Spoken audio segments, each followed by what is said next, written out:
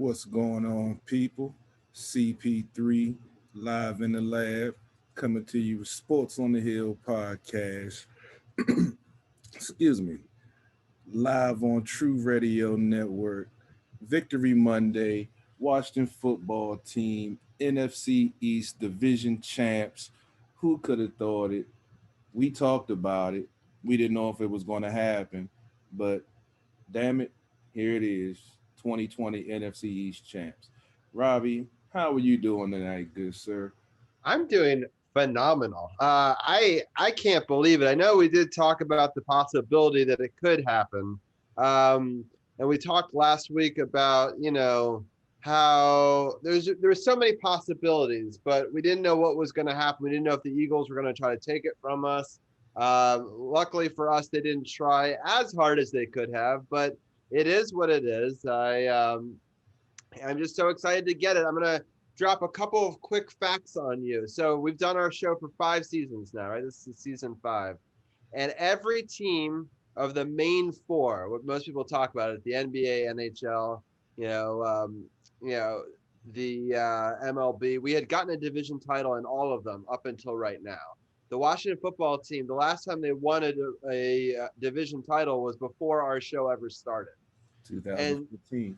right. And so it finally finishes it. I just wanted to give some stats. So the Wizards did it once in that time. The actually, it's funny, the Nationals have done it twice, although they never won it all either of those years. And then we finally got this one for the Washington football team. But the Capitals have done it 5 times, Carol. Gee, They've won all 5 of them since we've done our show. So I was looking at stats. I was like, wow, that's crazy that the Capitals have done that. We have some other quick Capitals news. We just signed Zdeno Chara, the former captain of the Bruins, the longest tenured captain in the NHL, was told by the Bruins, "We'd like you to do a part-time role and mentor the future." And he says, well, I want a shot at full time, and I think they wanted to move the captain away from him, which makes sense. I think Patrice Bergeron does deserve to wear the C, but we get an opportunity for under $800,000 to try a 1-year rental. He's still going through COVID protocols, but we saw our first set of lines today, Carol. Next week we'll break down all of the hockey stuff and have our hockey season preview. But the very first lines were put out this morning on ice. It was Ovechkin, Kuznetsov, and Wilson on the top pairing, something we've seen before in that 2018 championship run. Also, the second line of that run, Verana, Backstrom, and Oshie is reunited. And then Sherry, Eller, and Panik for the third line. Hagelin, Dowd, and Hathaway for the fourth line. We have Orlov, Carlson as the top pairing. Dylan Schultz, Siegenthaler, Jensen, and Trevor Van Riemsdyk and Fevry, Fevrier, I don't know, Fehervary. I never remember how to spell it. It's okay. He's probably not gonna take a spot over Chara, so I don't know if I'll have to memorize his name quite yet. But they told Chara that he's gonna have to earn it. It wasn't gonna be just given to him. And so I think that that's an important thing. But he wanted a chance at being able to play every game. And especially, we talked about last week, we're going to be playing Boston 8 times this year. So having somebody that was the captain for the last, 14 years, was it? It was will be really good for them. yeah, I mean, Char is such a dominating force when he's out there. Granted, he's older now, so he isn't the same Char from before, but he can be like, Brooks Orpik was during the 2018 run and, put in some good time, mentor the young guys. And, we saw what happened at the end result with that going on. So I wouldn't be mad at that because, like, I I would think love that, for him to get a second cup to sort of end his career on a high yeah, note. And it's possible that the Capitals can do that because they yeah, have the skill, they have the talent, and they just got to stiffen up on defense. And with him coming aboard, because that's what I feel they were missing. Last year with Brooks Orpik no longer being on the team, I think that's why we saw some of the defensive lapses. Sometimes you need Carlson was having an outstanding season offensively, But like we spoke about, he did have some lapses defensively, later in the season. And you need that steadying force on your team that's always going to be, you know, taking the right angles, making the right decisions, being smart, and let the other guys worry about the offensive defenseman, and he does his job and be a straight defenseman. So I think bringing him into the mix is definitely a plus for this team. And no Right. telling that might be a one piece that they were missing to help, put them in that position that they can make that run again. Right. I mean, last year he did 20 minutes a game. He was in the top 5 penalty kill. That team won the President's Trophy. So if we say we only need 15 minutes from you, we could put you down in the third pairing and use you in key penalty killing moments, because you can never have too many penalty killers, especially on the defensive end. And then also, in sort of that shutdown third period when you're up by a goal or two, situational hockey, you don't need to wear him out every night kind of thing. I think there's a lot that can be said for that. It's really exciting. It's something I never thought I would see. I saw some artwork that was done up, like a painting of him in a Capitals retro reverse sweater, and oh my goodness, it looks so good. And I was like, it was just so shocking. I was like, oh my god, I never in my wildest dreams thought that he would come to the team. I mean, I thought he was just going to retire a Bruin. I can't believe the Bruins didn't come back and said, sorry, we'll let you just retire for the minimum on our team. Like, I get it. They want to give some of the young guys an opportunity, but it just seems so weird to me because he was the lifeblood of that team. And you could hear it when they did the press conference. All the Boston media called in and thanked him for his time for all those years. And they didn't have to do that. They wanted to. And I think it just speaks to the character that we're getting, and a really phenomenal, future Hall of Famer. I couldn't agree with you more. He's definitely going to be an asset. He's always been I guess you could say stand-up guy. He's not a dirty player. He plays the game the right way. And he's out there. He's one of the top guys out there. And him to the penalty kill, if that's what happens, definitely is going to be a plus. 6'9" with a He's a wingspan tall, with thick. 7 foot wingspan. So they say that, or almost 7 feet wingspan. They say he's the tallest player to ever play in the NHL. He's almost 7 feet on skates, and it's just like his reach. He has to get an exemption. A lot of people don't know this because sticks are only allowed to be so long, but it wouldn't be long enough for him to like hold it on the ice like all the other players do. So he's like one of a few players who've ever gotten an exemption to have a longer stick, which means he's allowed to use that longer stick with that longer reach. And he could definitely be a force to be reckoned with. So it's just some exciting stuff. I know, Peter Laviolette took the ice for the first time today as sort of a Capitals coach, and it looked good. It was closed to the media, but next week we'll definitely preview a little bit more hockey stuff. But I just wanted to, I'm wearing the jersey of, Braden Holtby. I do miss him. But one last thing I'll say about hockey and the Capitals, it does say something that in the same offseason, two big rivals, and unfortunately Henrik Lundqvist had that heart issue and that money opened up and we were able to get another star veteran. But it's interesting that two star veterans that could have probably gone to almost any team both thought that the Washington Capitals had the best chance to win it all, from an outsider's perspective. And I think that's got to say something right there about the chances the Capitals have in this upcoming season. I mean, the team has always been in a position to win. Just the question, can they execute, over the long haul of the season and still be able to take it to that next level in the playoffs? And we saw that in 2018. They were, a good team throughout the season, won the division, winning the 0-2 hole against Columbus.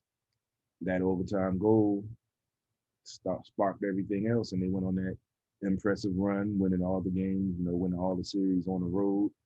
And it all came together. We saw a team like nothing could stop them from the goal they were trying to achieve, even in that game 6 against Vegas when they were down, going into the third period with 7:49 left.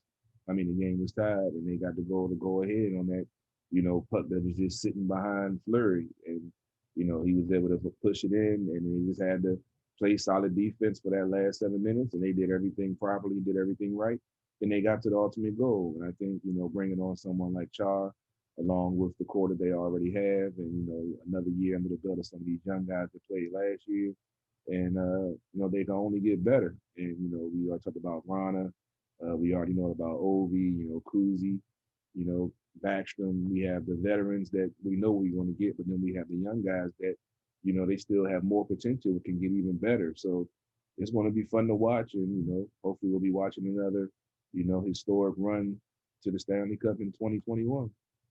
Yeah, just so exciting. I can't wait to have Anna Knox back on next week, and the schedule will start. The first game is actually, I believe, next Thursday, so not this Thursday, but the following one. So we'll talk about all the information that came out of training camp and everything that they did to get ready for it, and then this opening 2 weeks, which is a lot of Buffalo and Pittsburgh, sort of a sneak peek of what we get the first 2 weeks, but it's a lot of the same teams over and over again. So you better like those 7 East teams or hate them. Either way, you're seeing a lot of them, which is great because they actually, I guess that's the one last news and note I'll do, is they came out with the exact times of the games, and no surprise, 7 o'clock are like some of the latest games that you'll get. Almost all the games going back are either at 7. There's a couple of noon games, a couple of 1 o'clock and 3 o'clock on weekends, a 5 o'clock on a Sunday, but almost everything is at 7 o'clock. We don't have to stay up super late, Carol, to those like 10 o'clock West Coast games. I can't do that no more with my new career. Yeah, so it's great. It's great for us that they'll be playing pretty much 7 o'clock. So you might be late to the beginning of the game, but at least it won't be so like crazy late into the evening. So no doubt, no doubt. I'm sure there'll be a couple of, we're going to be doing it differently this year because we have a later show. I'm sure there'll be some games where instead of breaking in the beginning of the game, we'll be covering sort of the end of some hockey games live on air this season. So that'll be a little bit unique and different. But we gotta push things up every now and again. We've been doing things the same for a while, so we gotta throw a little spice in the mix every now and again. Yep, and we'll have the Washington, Wizards and NBA roundtable. They'll be joining us in the second hour tonight, and they'll also be a part of our coverage as we start to switch things, slowly away from the NFL time and into the hockey basketball time, which usually would be both at the same time, but it's kind of a little weird this year. But the Wizards played well. We'll talk about their 2-2 week. They actually came on strong towards the end of the week with our roundtable. I already see that DC's People's Champ and Brian are in the wings waiting for us to talk about that. We'll also maybe bring them in for some NFL roundtable. I wasn't sure. Is Duchesne going to call in or? I was just about to say I just got word. Unfortunately, he's still out handling some business, and he won't be able to come on tonight. I just got the word from him like 30 seconds ago. Okay, so he's not going to be able to come on at all. So we actually may be able to bring in Brian and DC's People's Champ early, and we can break down this game since Brian had a lot more writing on it than probably anybody I know did. Brian is pissed off to the highest festivity right now. Yeah, he did a great podcast today about how angry he was at the Eagles and how he'll never root for the Eagles again and how he felt dirty doing it, and then they did him wrong. So yeah. That's what you forget for rooting for the enemy. Right. I mean, you should have listened to what we said on the show, Brian. We said that the Washington football team was going to beat Philly. So we tried to give you the forewarning, but we'll talk about that later on. I don't want to talk when you're not on the mic. Right. Keep it fair. Sounds good. I mean, that whole Hurts situation, bringing in Nate Sudfeld, I got into it was with a Giants fan on my job, actually. He was talking about it. He's like, man, that was stupid. He was 7 for 20 for 75 yards. Granted, he scored 2 touchdowns in the red zone after they got turned. But as in for driving the ball down the field, he didn't do it. So just like we saw when Coach Rivera took out Haskins and put in Allen, you saw what happened with the offense. He gave him a spark. When they took out Haskins and brought in Heineke or whatever, I think that's the way I can. Who knows? Hopefully we don't have to pronounce his name very much. I heard him say it like twice, and I still ain't got it down. It take me longer with names. Yeah. But he came in and sparked the offense and got points and made it a game again. So that's the same thing Peterson was saying. And he said he told the team and told them early on like Tuesday that was his plan. So it wasn't that he was trying to tank or he was just saying the hell with the Giants.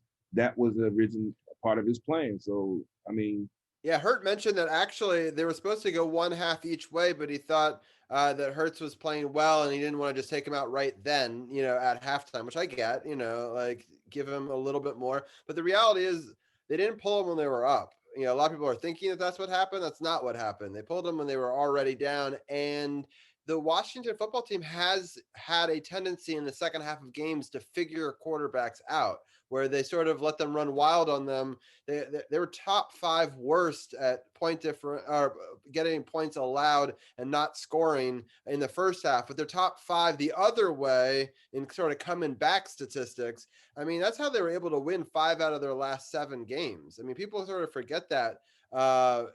They had to earn their way into this spot. Yes, it's only 7 wins, but it reminded me a lot of some of those other runs back in, I believe, 2012, where they had to rattle off a ton of wins just to barely make the playoffs. And it'll be interesting to see how they do against Tom Brady. There's all this talk already about how our defense is starting beef with Tom Brady, which is dangerous because you never want to poke the goat or whatever. Yeah, I saw Coach Rivera. I didn't get a chance to watch the press conference, but I had a chance to read some of the stuff that was said. And he said, yeah, it is bulletin support material, so Tampa's definitely going to be riled up about that. But he said that's the youth and the love of the game and a want to win that he's not going to take that away from Chase. He's not going to be mad at him, but he knows that he wants players like that on his team that's ready to step up to the challenge and face a 6-time Super Bowl champion for his 12th straight season going to the playoffs, trying to change the narrative of his career, saying he just couldn't win with Bill, saying that he can go win because he's that quarterback. So, he has a fire behind him that he wants to, take it to the next level. But then you also know in his 2 losses to the Giants, it was because of what? Pressure from the front 4, which in all the NFC, in all the NFC East losses, I mean, the Eagles in the Super Bowl, I think, I don't even like to mention that. I'm sorry, but I mean, but it does show that there's a history of NFC East teams, causing him some havoc, especially from the defensive side. So it shouldn't be a big surprise when we get the end result of this game. I'm not making no predictions yet. We still got to see who's healthy. Still got to see how the guys are doing. Terry with his high ankle sprain, Antonio with his turf toe, Smith with his calf. Because Rivera actually said that he was thinking about putting in the Taylor kid in the game yesterday because he saw how Alex couldn't really move. But he felt like Scott Turner was trying to get the ball out of his hand fast so he wouldn't have to move. And we saw what he said. He had like 10 completions of that he got the ball out of his hand in like 2.5 seconds. And that's how you counter a front. We've seen other offenses do that to our defense this season, so we couldn't get a chance to get pressure on the quarterback. But we've also seen this defense, not saying they're hurting people, but they're out physically, if that's really a word, the offensive line, and they get worn down. And as long as the offense can move the ball and get time of possession on their side and run the ball and get the defense time to rest, we've seen this defense be able to do that for the whole game as long as they're not going 3 and out and then putting defense in bad positions and getting tired and getting exhausted at the end of the game, and they don't have that next level they can go to. That's what it's basically coming down to. The offense is doing just enough to let the defense get rest and let the defense cause havoc and wreak havoc when they're out there and they're able to dominate the line of scrimmage and dictate the pace of what's going on. And if this team has a lead, it changes the whole dynamic because Scott Turner is a better play caller when he has a lead. Then other teams know that this team is a second half team, stat wise, and what we've seen on the field. Then that changes the whole perspective of how the other team is going to play, i.e. Doug Peterson yesterday. He's used to his team for 15 weeks, couldn't score on the first drive of the game. What did they do yesterday? Boom. So that already threw him off, like, okay, they haven't scored all year. We pretty much figured we'd give them the ball. We'll get it back up to the defense stand, and we'll get points for it. Then boom, they get points. Then they go up 10-0. So then Peterson had to change his mindset. Hurts got the, touchdown run. He got the other touchdown run. But then Alex came out there, drove him down the field, and threw that beautiful touchdown pass to Logan Thomas. So, I mean, everything I see is coming together for this team right now. And, like they say in the playoffs, man, once you win the whole new season, you got to play it like, it's your last game because it is. And then you can go out there and you never know where you end up as long as you're playing hard, playing right, then have the team on the same level and pulling for the same thing. You never know what might happen. Yeah, we talked about it a little bit last night, but I was really happy to see the resolve in the team because. So I went on Hertz pregame show, and if you missed that on sportsothp.com, I actually did the pregame show with me and Hurt, and then I did our postgame with the three of us did, Hurt, Carol, and myself. And there was keys to victory that I had in that one. I know that you always love keys to victory, and the big one for me was My starting. keys to victory, Robbie. I know. Well, I got to trademark that, man. I didn't know you took my keys to victory to another show. I feel it's hurt. true. it was Hertz show, so it's only Yeah, fitting. it was still the same network. Okay. Right, Okay. exactly. So the big things for me was starting off strong, keeping it close at the end, so it's not like you're coming back like 14 points or whatever. So either being tied or within 3 points or 7, right? Something manageable.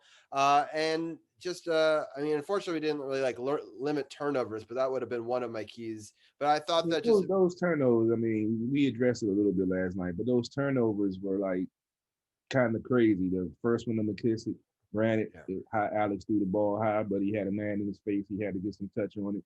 And the defender closed in on it aggressively.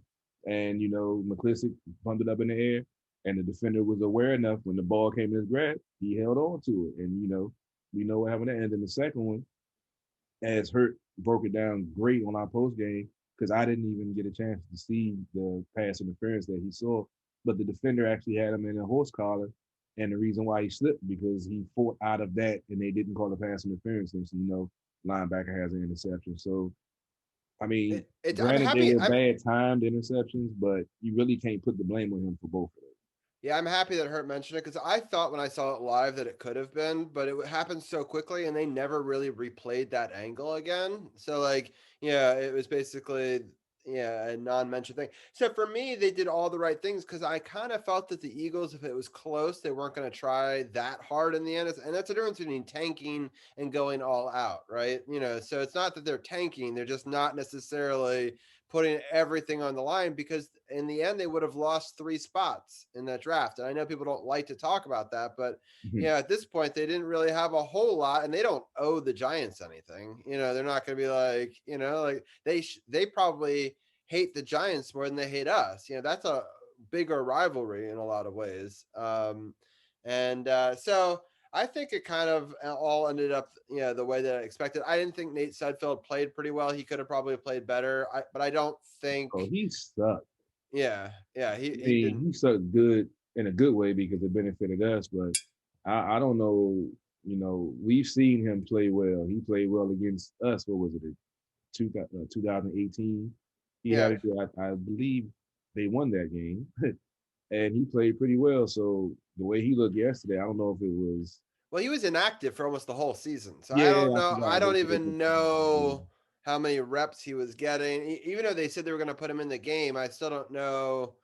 How many reps they gave them over the course of the week in practice. They didn't look like they did. It just they seemed out of sorts. He's been in that offense, like the coach said, for 4 years. But if the players aren't catching, I guess I don't know. There's timing that was just not there clearly. But the interception was just a bad throw, and the fumble was a bad snap. So he was just, to me, it's like a victim of circumstance. Because it's ironic. Jeremy Reeves, I follow him on Twitter. He tweeted out the other day that the Eagles cut him in 2018. Like, it's ironic that I'm going to play against the Eagles with the chance to win the NFC championship with the Washington football team. And then it's just crazy that he ended up getting that interception from Sudfeld to, give the team the ball back to kill some more of the clock to make it harder for him to come back. So, and I believe that led to a field goal. So gave him a 6-point lead, which made it put more pressure on the Eagles, even though they had to score a touchdown and not just go down and kick a field goal. So every little thing counts in the football game. It's like I always say, it's not just about going out there and being physical and throwing people around. There's strategy to it. There's a whole mindset that you have to have when you're coaching. That's why when folks be jumping on the coach like, oh, he sucks, this is it.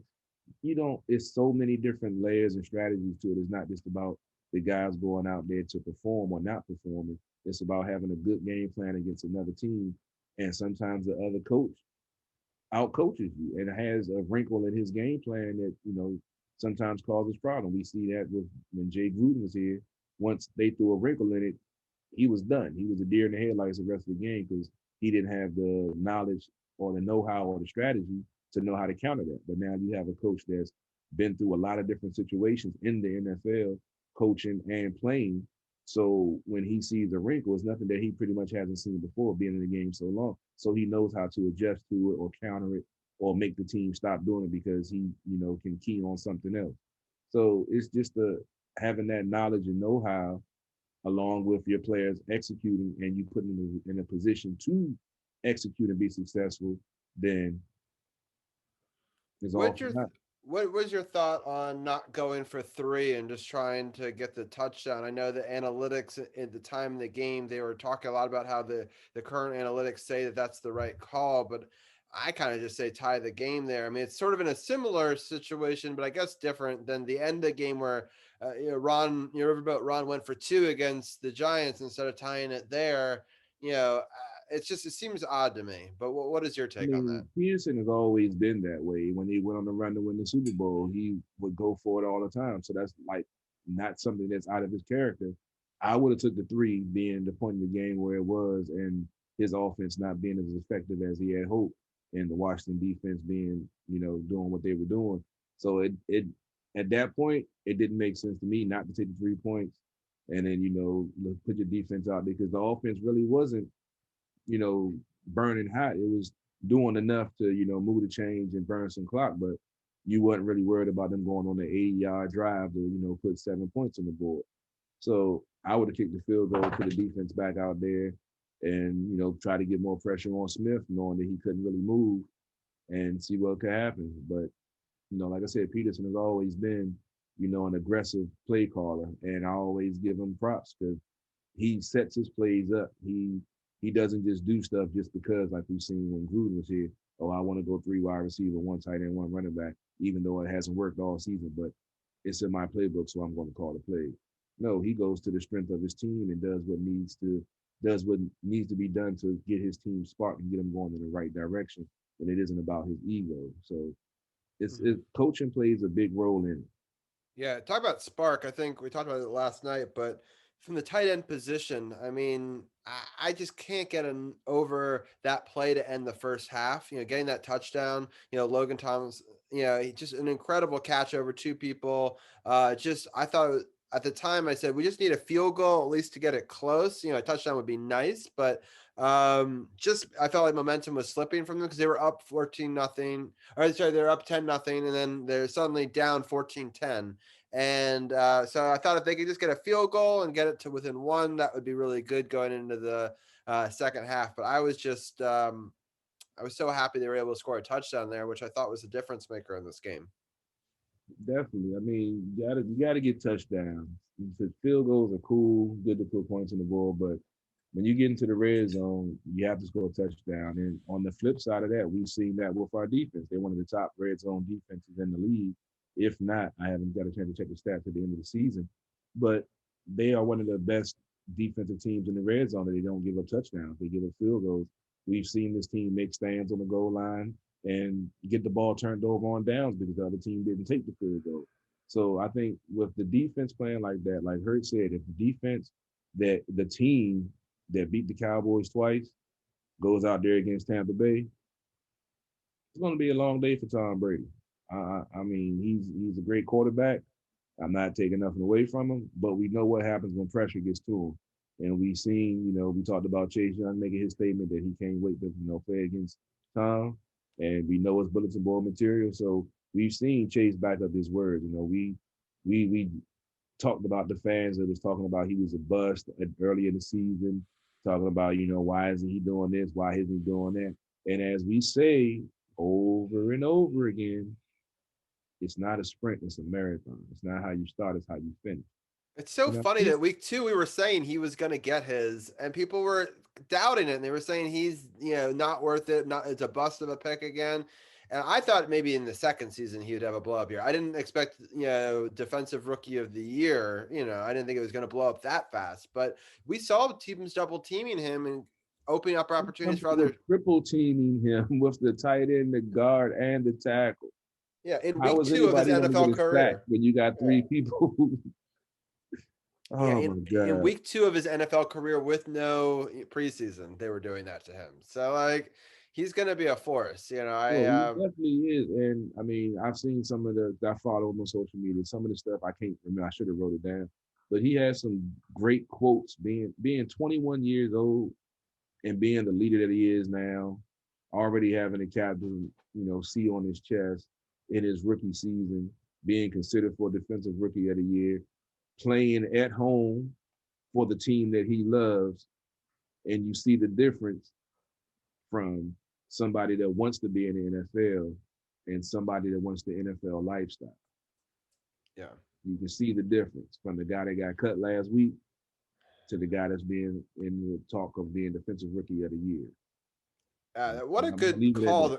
What a good call to cut him. I mean, I know it seems harsh, right? But I feel like it kind of, there wasn't this sort of weight that I felt was on our shoulders at the previous 2 weeks. It also helps to have Alex Smith, probably the comeback player of the year on your team, leading them hobbled around, but just, what a gutsy effort. But just, for me, it's like, wow, this team, nobody wants to play us right now. I mean, we're kind of on a hot streak. I know we did lose those 2 other games, but I definitely think, that wasn't with Smith, right? I mean, our record is 5-1 with him, I believe. I mean, I saw, like I said, I saw so many stats when I was, scrolling when I had some free time at work.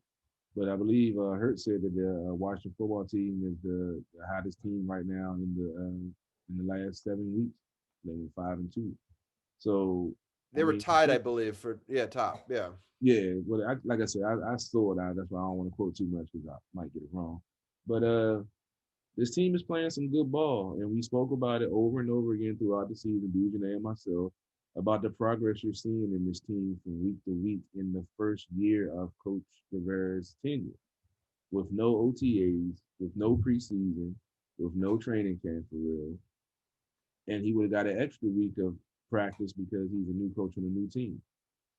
So I mean, if you're not happy with what you see right now, even with the 7-9 record, you're just mad for no reason at all, and you just want to be mad. Don't even call into the show. Yeah, no, it's true. I mean, even fans were commenting on Hurt's feed yesterday about. I'm gonna let Jenny out in a second, but they were just letting them know that we suck, they suck, we just sucked less, or they, it's such bullshit.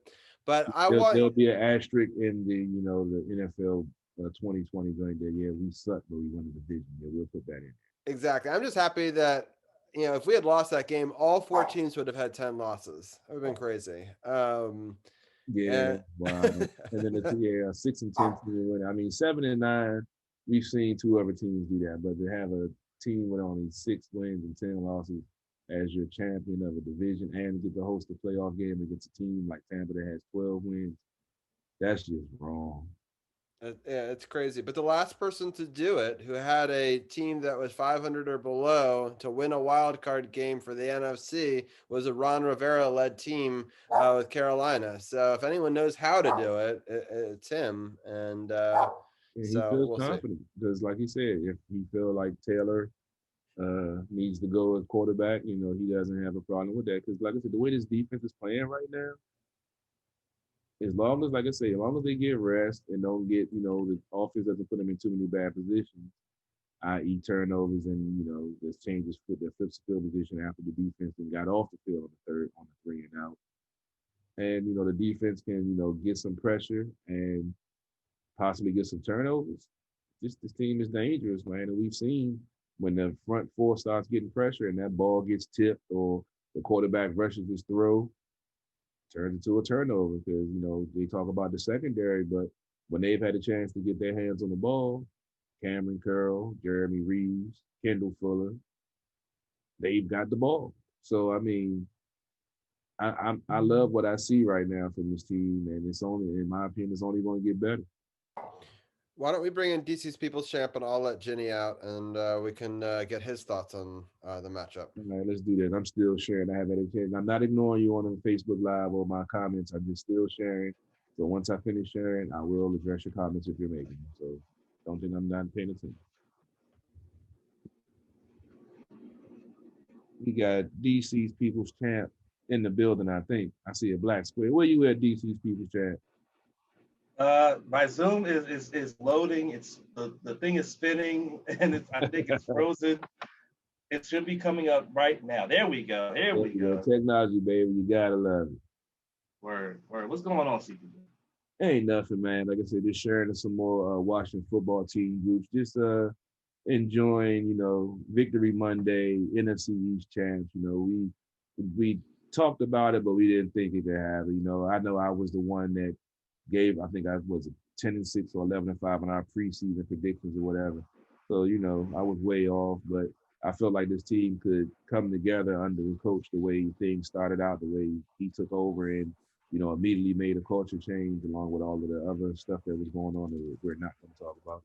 But it's good to see the growth in this team from the start of the season to where we are now going into the postseason and them having a chance to, get hot like we've seen some teams do in the playoffs and, see what happens. So what do you think about this this last run, 5 out of 7, Alex Smith, comeback player of the year, as Robbie mentioned, leading this team to an NFC East title and with the chance to go against Tom Brady and a tough Tampa Bay team to advance into the next round of the playoffs. Well, it's funny. You and Robbie were talking about it before I came on about who were the hottest teams in the NFC. It's funny because only Green Bay and Seattle were better in terms of these last 7 games than the Washington football team. They won 6 of their last 7, whereas we won 5 of our last 7, and the Saints also won 5 of their last 7. So they were equally as good in this stretch as well. But when you look at this team, you look at the defense and what this defense has done, not only in the 7-game stretch, but just the entire season, and basically putting this team on their backs when the offense couldn't get it together all 4 quarters. You look at guys like Chase Young, who you mentioned earlier, CP3, first year in, rookie, and he already has a C on his chest. He's a captain. He's warning double and triple teams. And then you got Montez Sweat, John Allen. You don't hear his name called a lot, but he's making plays as well. I mean, that front 7 has been so disruptive, and our secondary, which a lot of people may have thought was weak, isn't as weak as they thought they were, especially when you got guys like Cameron Curl back there, who's been an absolute ball hawk. So when I look at the matchup going into this playoff matchup with the Tampa Bay Buccaneers, I'm not as nervous as I was when I found out that the winner of this division would face them, because of the fact that this defense can cause a lot of disruption.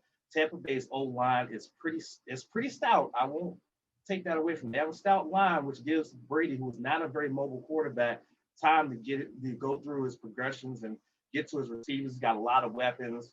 So I'm feeling a touch of confidence, just a small touch of confidence that this team can really compete with the Tampa Bay Buccaneers and possibly give them a really tough go in this playoff matchup. And then especially because they're going to have to travel here. It's not like we got to travel to them. They got to come here and play us in our house. So that's where I'm feeling. I have a slight touch of confidence, but it's some confidence nonetheless. Yeah, I mean, confidence, I guess, is a good word, even though, like we've talked about, the offense hasn't really, they did put up 40 and 30 in 2 back-to-back games earlier this season. So we've seen this team be able to move the ball and put up points, and the defense be effective. And I can't even say effective. That's not a good word. Be dominating and be able to shut teams down. They just have to put it together now at the right time. And I think that's just going to help that they can go back and look at film and see when they played their best and see the results. Like we saw what happens when you do everything the right way, you're in the right fits, you're hitting the right gaps, you're following your assignments, you're running downhill to get to the ball carrier, you're swarming to the ball. We've seen what happens when everybody executes and do their job. So let's go out there and do it again. And that's the effort it's going to take to beat Tampa Bay because they have a top-ranked defense also. I don't think, folks talk about Tom Brady, but their defense is pretty damn good too. Yeah, I'm actually more scared that we're not going to put up enough points more than I am scared. I mean, our secondary can be suspect at times. I think Tom Brady could take advantage of that, but, hopefully the pressure mitigates some of that. But the real question is, can we put up enough points to counter what he can put up? And I'm not sure. Their defense is very good. Well, looking at the stat line here, they're 9th in total yards allowed on defense, and they're first when it comes to rush yards allowed. So they have the strongest rush defense. Their passing defense is suspect at 21. So if Alex Smith can get time in the pocket and can get time to make throws, I think he can carve up this defense. But the run game is going to probably be nullified given the fact that this team is the top-ranked rushing defense in the league. Yeah, that'll be tough for I sure. mean, they can still. It's going to depend on the play call and the Scott Turner, honestly, because if they're able to get the running game going by really not lining up in shotgun and trying to do delayed draws and trying to run jet sweep, if you line up, 2 tight ends and let Gibson find the creases and find the gaps because of Tampa's bad pass defense, they don't like to blitz unless they have to. So it's going to be a hat on a hat. You bring in 2 tight ends. The Washington football team has advantage. He gets a crease or a gap. He make a cutback and he can take it to the house. So I think that's where the X factor is going to come in, not with Alex Smith, but with Scott Turner and his play calling. Yeah, I mean, that makes a lot of sense. I mean, it's just which team I think can dictate the pace. It'll be interesting, to grind out the clock since we can't run the ball. How are we going? Are we going to see some gadget plays? Are we going to see some things? It's not just straightforward running. But I liked what we did with Sims. Where he came around. In a sweep. There's some plays that they could do. Having a tight end that can also throw. I think you can move the pocket a little bit, sort of get them off their game, and then maybe use the pass to open up some of the run game. A little bit of the opposite of what you usually see, but I think that maybe that's how you can start to run against this Tampa Bay team. I mean, it depends on what they do because they keep doing these wide receiver screens. You can't do that against fast defense. There's good sideline to sideline because even if you do get good blocking, they're going to swarm to the ball. And then when you throw the wide receiver screen, don't throw it to the short side of the field. Throw it to the side that has more room for the receiver to try to make moves to try to make people miss. So that's when I talk about the intricacies. Sometimes, play callers don't take that into account because they're so enamored with trying to outthink somebody or catch somebody off guard with something they weren't expecting. And they don't look at what's right in front of them. And I think that's happened to Scott Turner a few times this season where he's more concerned about trying to trick the other team instead of keep going with what's working until they stop it. They feel like they get something going. Oh, they're going to be looking for this, so we should do a trick play right here because I got to catch them off guard. You do want to set it up, but not in the same series when you've been doing the plays. You want to do that a little bit later in the game, especially when they're desperate, trying to get points, trying to get you off the field. And they're going to key in, they were in this formation. They ran this play out of it. But then you do the trick play because then they're going to be over aggressive trying to pursue to stop what they saw earlier, thinking they're seeing the same thing again. And then that's how you get the home run and then shut the team down where then there's no way they can come back. And we've seen teams with Tom Brady and Bill Belichick do that to other teams. So it's just the fact of having to take that into account and start doing those things to other teams and dictate the pace and make them think you're seeing one thing and do something else. Because he's in his early career calling plays is a little too predictable in my opinion. Yeah, that's true. I kind of want to bring in Brian here to get sort of an outsider's perspective. I enjoyed his podcast earlier. I get to hear a bit of the rant from the Giants perspective, but I could always hear more Giant fan ranting. And I'm much calmer than I was this morning, Robbie. Don't worry. That's good. That's good. But it made for great content. So if people want to see angry Brian, you can definitely check out the. I can only imagine what that podcast is like this morning. Did you have a beer in your hand and like throw it against the wall? You were so pissed off at like 9 o'clock in the morning. It wasn't quite like that, but I was angry. I was upset. It was a constant theme throughout the show, for Yes. the full 50 minutes. That it came back to it, which I appreciate in the comedic third. He did it 3 times, so I will appreciate being angry 3 times. And so if you go to the podcast partners button on sportsothp.com, that's how I found it this morning. Click on that and click on the latest upon further review. But Brian, in a simple matter, what were your general thoughts? I mean, now you've kind of heard our perspective a little bit. What are your thoughts on that game and the season for the Giants? Well, obviously, I'm disappointed. This is how it ends. Especially disappointed with how the Eagles decided to play last night. I personally think they should have played to win. I don't like their strategy of taking out Jalen Hurts. I thought that was just dumb, and especially for Nate Sudfeld, who was so bad. Like, he was just terrible. He was just it was so bad. Everybody doesn't have a Colt McCoy sitting on their bench, Brian. Yeah, no, they wish they had a Colt McCoy, don't they? But yeah, this was I have to give credit to you guys. I mean, you did win the division, so I'll be respectful and say congratulations on your division title. Even though this is the worst year the NFC East has ever had. I mean, You said it, Robbie. All 4 teams could have had 10 losses, which is just crazy to think that the division winner could have had 10 losses. It's unbelievable. But I don't understand Doug Peterson's thinking, really. I would have just stuck with Hurts the whole game.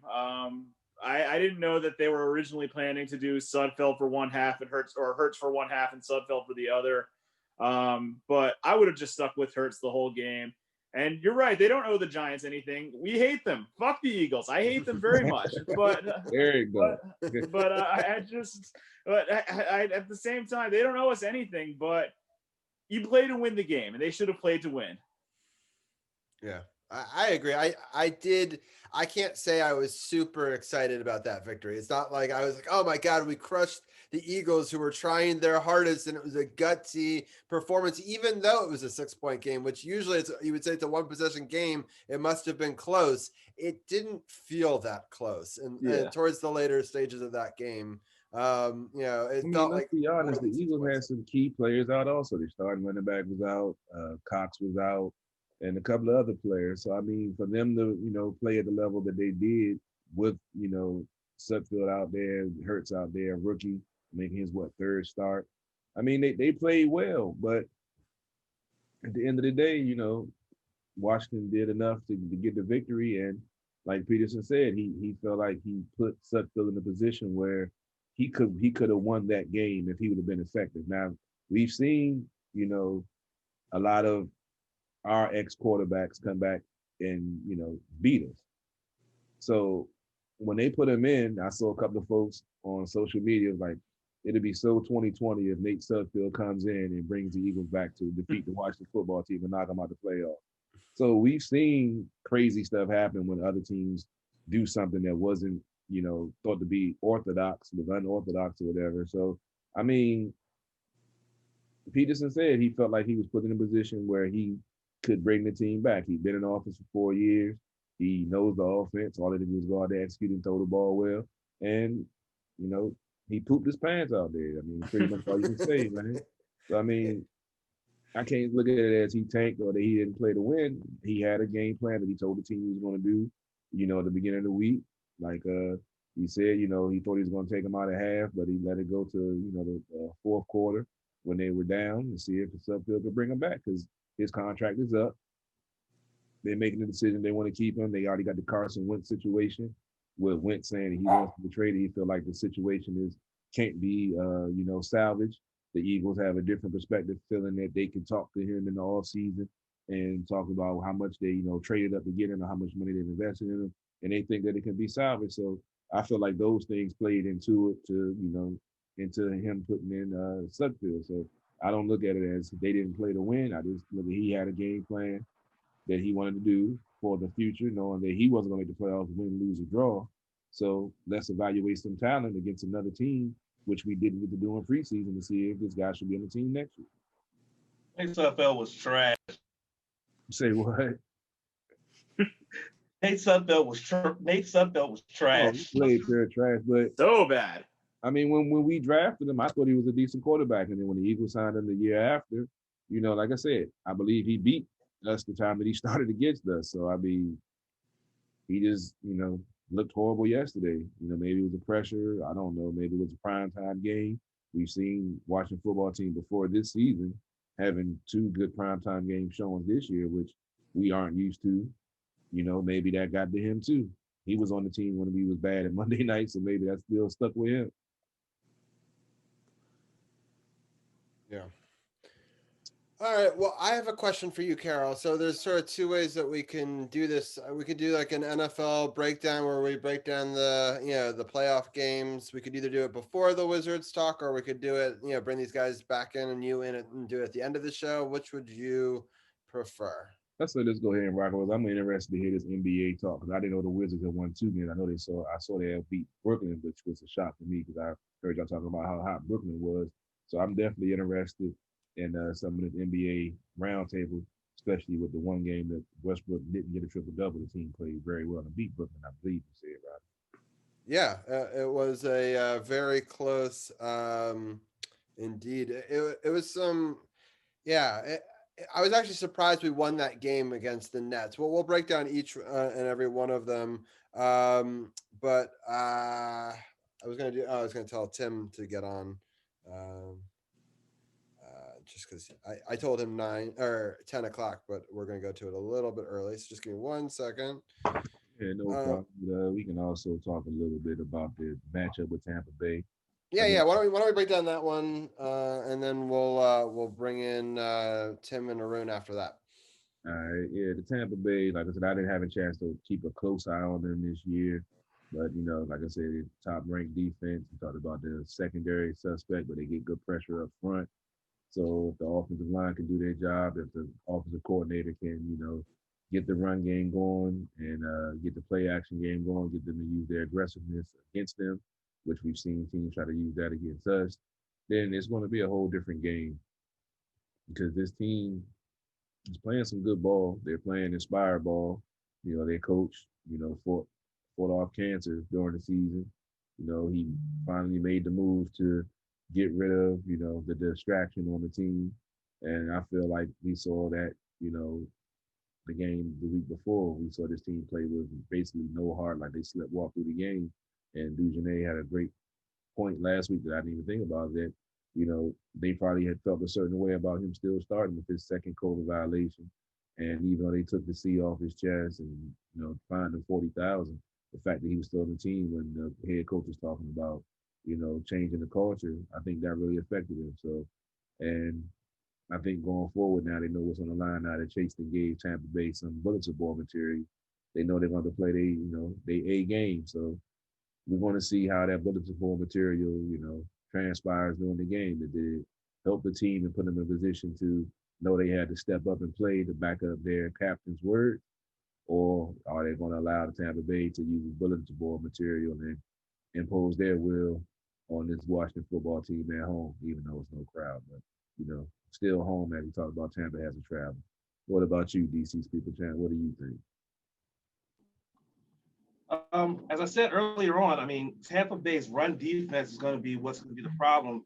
And with Antonio Gibson looking like he's still kind of hobbled by the turf toe, and the fact that if they get down early, the Washington football team, they'll have to be forced to pass, which is going to make them one-dimensional. And the passing game isn't as strong if Alex is not very mobile and McLaurin might be still a little bit hobbled by the high ankle sprain. So they definitely going to have to try to find a way to decipher that run defense that Tampa Bay has on the other side. On the flip side, Tampa Bay clearly doesn't run the ball as much. They basically rely mostly on Tom Brady and the weapons he has, such as Mike Evans and AB, as well as Gronk. So the secondary is going to have to be on their A++ game to deal with all of those weapons and be able to, stop that passing attack. And that front seven is going to have to get after Tom Brady because we know Tom Brady's not going to scramble. He's not going to run away. He's going to be in the pocket. And Chase Young. I mean, Chase Young was seen coming off the field saying, "Hey, Tom, I'm coming. Tom Brady, I want Tom." So that kid is just itching to get in there and just go after Tom Brady and go after that quarterback and prove his worth as a top defensive lineman in this league as a rookie, going up against arguably one of the greatest quarterbacks of the modern era, maybe one of the greatest quarterbacks of all time. So I think one of the keys is they definitely got to put pressure on Brady, because Brady's not mobile. He's not going to run away from you. So you got to put pressure on Brady, make him make throws off schedule, and just really disrupt that team's timing when it comes to passing plays. And I think you can hang in there and maybe just pull out a W, maybe. But they got to just really disrupt the timing and make them throw off schedule in order to get the victory. No doubt, no doubt. On the side note, People's Champ, I'm actually got WWE Raw right now. My man Randy Orton walking to the stage, to the ring. I don't know who he about to wrestle, but that's my man Randy Orton. I wish I could RKO Obama every now and again. But back to football, Brian, what do you think from the outside looking in of this matchup of Washington football team and the Tampa Bay Buccaneers with Tom Brady looking to change his narrative of his career that he can win without Bill Belichick? Yeah, I think there's three things to keep in mind here. One, the other two times that under 500 teams have gone into the playoffs, they did win a game. The Seahawks in 2010 and the Panthers with Ron Rivera, like what you already mentioned. So I think there is a chance for Washington to win this game. Another thing that's going to help is that Mike Evans is banged up. He got hurt in the last game. They don't think it's going to be bad, but he's going to be banged up. So we'll see if that plays a role. Shout out to the Knicks. Knicks just won, so I'm pretty excited about that. Yeah, right. My third point would be that you mentioned Tom Brady's history with the NFC East in the postseason, 1-3 in the Super Bowls. I think that's something to keep in mind going into this game. It'll be interesting to see what happens. I'm not counting Washington out. I think Tampa Bay is going to win, but I'm not going to count Washington out. I think it'll be a good game. I think being at FedEx Field will help the Washington football team, and we'll see what happens. Even if there's no fans, being at home, I think will be an advantage. This is definitely one of the games I'm looking forward to next week. I think it'll be a good matchup. No doubt. Mark Moore also said that the sack leader for Tampa Bay is supposed to be out this game. I got to check and see. But, the sack leader is out. That's one less man to put pressure on the quarterback. So, hey, I'm not wishing injuries on nobody. But, it's a long season. Folks get hurt. And, that's what happens sometimes. That's why you got a 53-man roster in the practice squad. What do you say, Robbie? Not your pick'em, reverse psychology, trying to will the team to win thought process. What's your real feel of this game this weekend? Well, real quickly, we did talk about it before, but congratulations on the pick'em. You're the pick'em king this year. We do have a new pick'em tournament, so check out our page, facebook.com/SportsOTHP. We're doing a pick'em if people want to join in and have some fun. I'll give another shout out to it when we do our pick'em segment at the end of the show, but I will, of course, pick against them because that's what has worked so far. But I agree with Brian. There is a chance. I think if you have the Pittsburgh team, the team that they played Pittsburgh, where they were undefeated and no one gave them a chance. Oh no, Carol gave them a chance. I'm sorry. Thank you. So most people did not give them a chance. Hey, I got to give my credit, man. That's right there you go. I said it first. You did. You said it first, and you were right. And who knows? Maybe you'll be right again.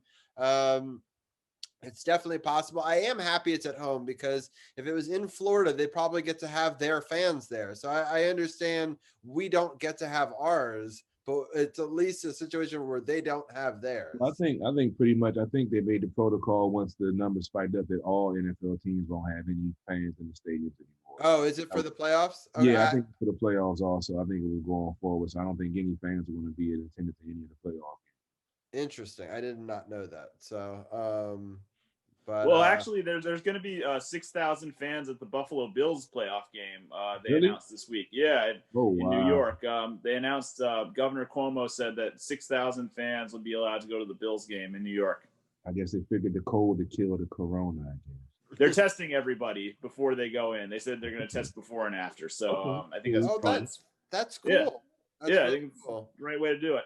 I'll give a quick shout out for increased testing. My job is actually going to test me twice a week starting next week. So that way for the 4 days we're in, that they're going to do it. So they say that rapid testing is the best way to try to mitigate it. So hopefully that works for them and nothing bad happens, but that's exciting for sure that there'll be some fans. Yeah, 'cause I thought that some game did. So that was the one maybe, but it'll be interesting. I'm just happy that we're not in Tampa Bay. I'd rather play on our home turf, even if there are no fans. It was interesting. I saw Julie actually just tweeted right before we went on air saying that they were very sorry that they couldn't have fans, but it's just that's the ordinance in Maryland. So that at the time they weren't blaming the NFL. They were saying that it was a Maryland state thing, which is also why, the Ravens game is in Tennessee anyway, so it wouldn't be an issue. Yeah, well, let's get into the Wizards roundtable and the up and down thing, and then we'll bring Brian and DC's People's Champ and Carol all back to end the show, and we'll break down all the different playoff matchups. We've already kind of done one, but we can break down the other 5. We're going to bring in Tim and Arun in next, and we're going to start our Wizards roundtable. So I see Tim, and I see that Arun is our reporter on the scene on at Capital One Arena once again. All right, so this week I'm going to pull up the stats real fast. Let me see if I can do this. Share screen, advanced. How do you do this? I'm on a new Mac, so that's why I should have probably trusted this out before. But let me see if this works. Nope. All right, hold, please. I'm gonna do it on the PC. Live podcasting, ladies and gentlemen. Don't you? You gotta love it. So Wizards. It's a good thing I have 3 computers in front of me, though. So. By the way, Robbie, I decided to wear both my belts tonight because earlier this morning at New Japan's Wrestle Kingdom, a new double champion was crowned. So in honor of the new double champ, I had to be the double champ tonight. Nice. The DC double champ. So, all right. Hold on. What happened? It worked for a second and then I moved it. So let's try this again. All right. Does that work? Do people see it? Yeah. All right, so let's pull up the full schedule. We're gonna do it this way. So the first game was the Bulls versus the Wizards. It was a pretty close game, for most part. I thought that they played pretty well. Unfortunately, the Bulls kind of pulled away from it. But it was close both ways. So the Bulls and Wizards both were winless at the time. So you know that both teams really wanted it. I'll point out that Russell Westbrook once again had a triple-double, as you see here. But just overall, the Bulls just seemed to want it more, even though it was in Washington. Now, last week, I wanted to remind people, a lot of the people on the roundtable predicted 2-2. I predicted 1-3, so I was incorrect.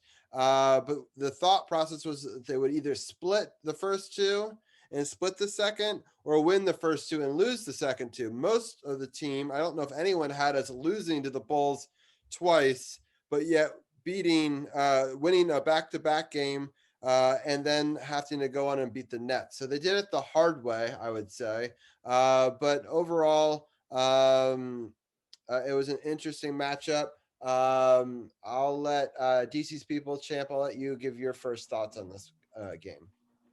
I think I was the only one on the squad that thought that they was only going to lose one, and I thought it was going to be the Timberwolves. I thought they was going to sweep the Bulls on this one and then beat the Nets.